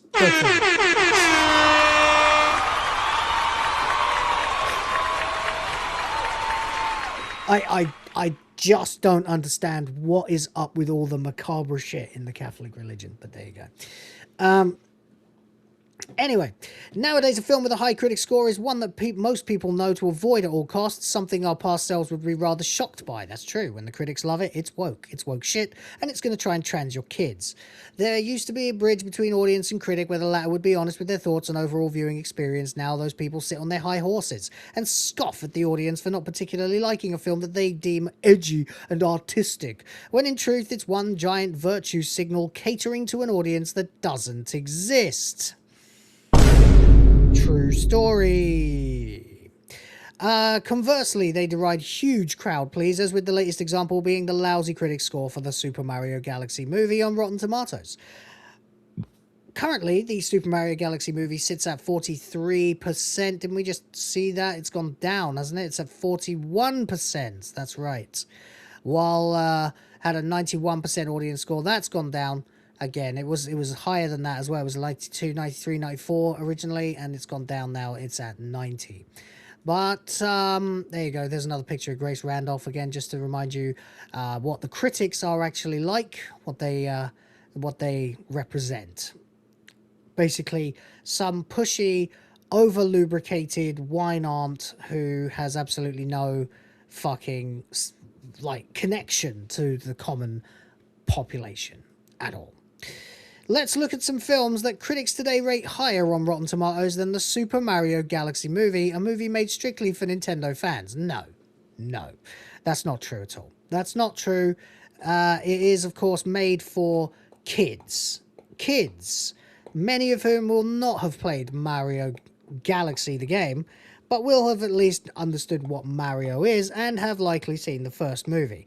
It's also passively made for their parents who grew up on Nintendo games, and possibly even their grandparents, because that's how fucking wide the Nintendo audience is now, which is the real reason that they're costing an arm and a leg to own a Switch too.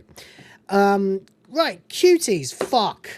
Fuck you. I'm going in blind, ladies and gentlemen. I have no idea what's on this list. Oh my fucking god.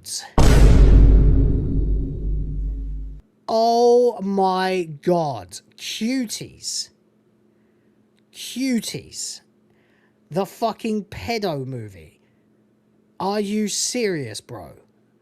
Ripping the band-aid off the infamous, which is putting it lightly, 2020 Netflix film Cuties, which is why I cancel Netflix, by the way, has an 88% among critics. This is a This is a movie about 12-year-old girls twerking. Yeah.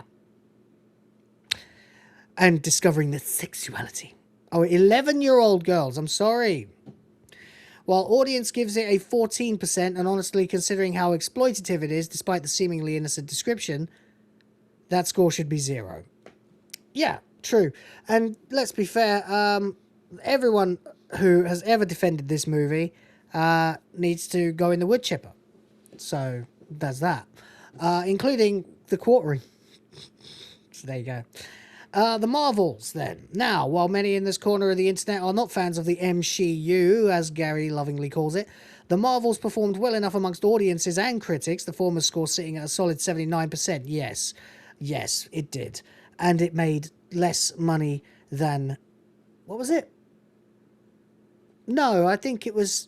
Yeah, it made about the same amount of money as that disastrous Snow White movie. They both failed to hit like 300 mil. Wasn't it like $270 million worldwide that this movie made? There was literally no interest in this fucking movie. None. So, yeah, maybe it has a 79% audience score because nobody went to fucking see it. Only the people who were going to enjoy it went to fucking see it. So, of course, the MCU is dead, man. There's nothing left of the MCU at this point. But yeah, that did get a 63% on the tomatometer. Sorry, I like saying it that way because it annoys people. Stuff. Oh, for fuck's sake. Oh my god. Oh my god. For a more recent example, the total disaster that is Paramount Plus's Starfleet Academy, Starfelt Leering Center, by the way. And, of course, that gives me a nice segue into, of course, the usual grift. If you haven't yet, check out Swag of the Fans, guys. There's loads of cool t-shirts and designs. You can have a little look-see for yourself. And the most recent one, of course, was this one, Starfelt Leering Center, which you can... take a look at your leisure. Here we go. There it is. Yeah. Available now. Fucking disaster. Also, check out the Patreon if you don't want a super chat. But there we go. The TV series set to be cancelled after 2 seasons sits at a whopping 85% fresh among critics and a surprisingly high 51% among the audience. That's still fucking cancer though, isn't it? Let's be honest here. So there we go. Star Wars: The Rise of Skywalker. Even the 7-year-old Star... Is it really? Is it... Oh my god, it's been 7 years. Holy fuck. I still remember sitting on my goddamn bed in my studio condo listening to EFAP break down the plot before the movie came out. Oh my god. Even the 7-year-old Star Wars movie, The Rise of Skywalker, has a higher score than the Super Mario Galaxy movie at 51% amongst critics, though we all know people like Jeremy, Ryan, and Jay, how they feel about the sequel trilogy. Let's be honest, the sequel trilogy is pure arse.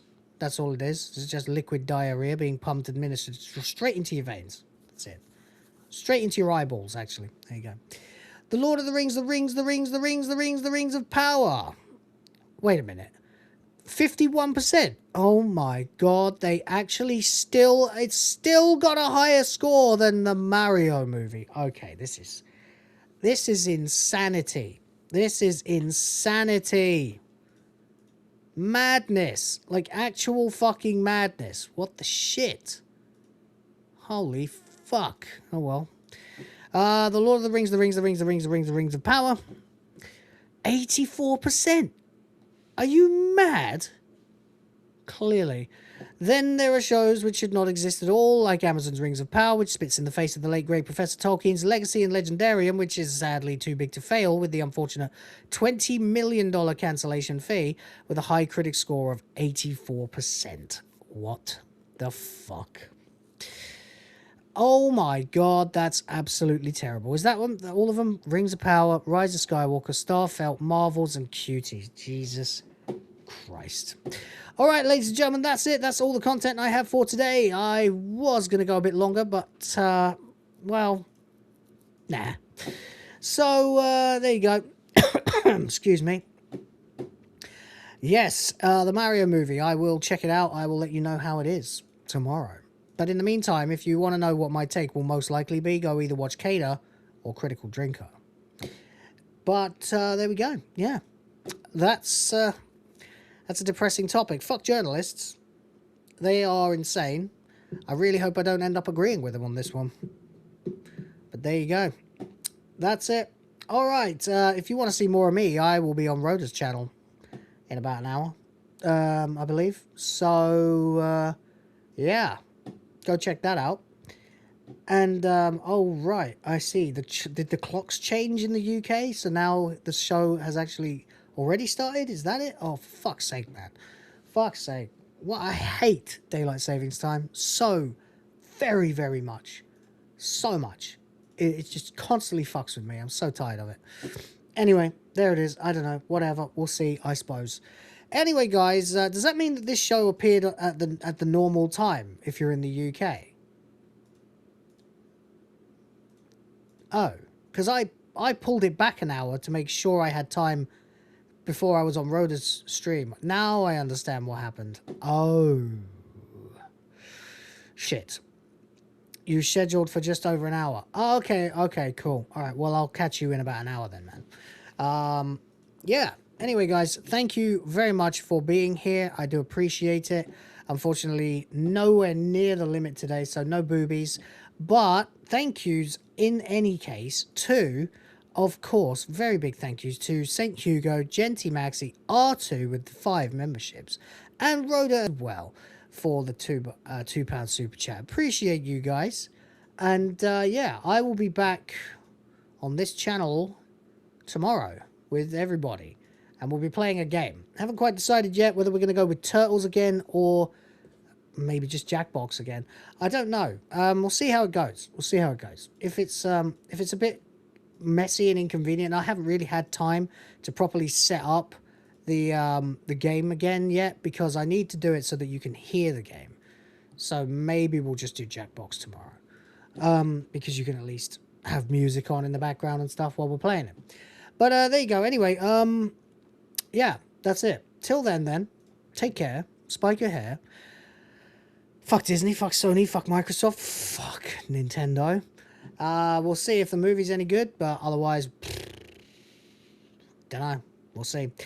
And, of course, then, emergency boobers. Ah, yeah. Lopsided boobers. There you go.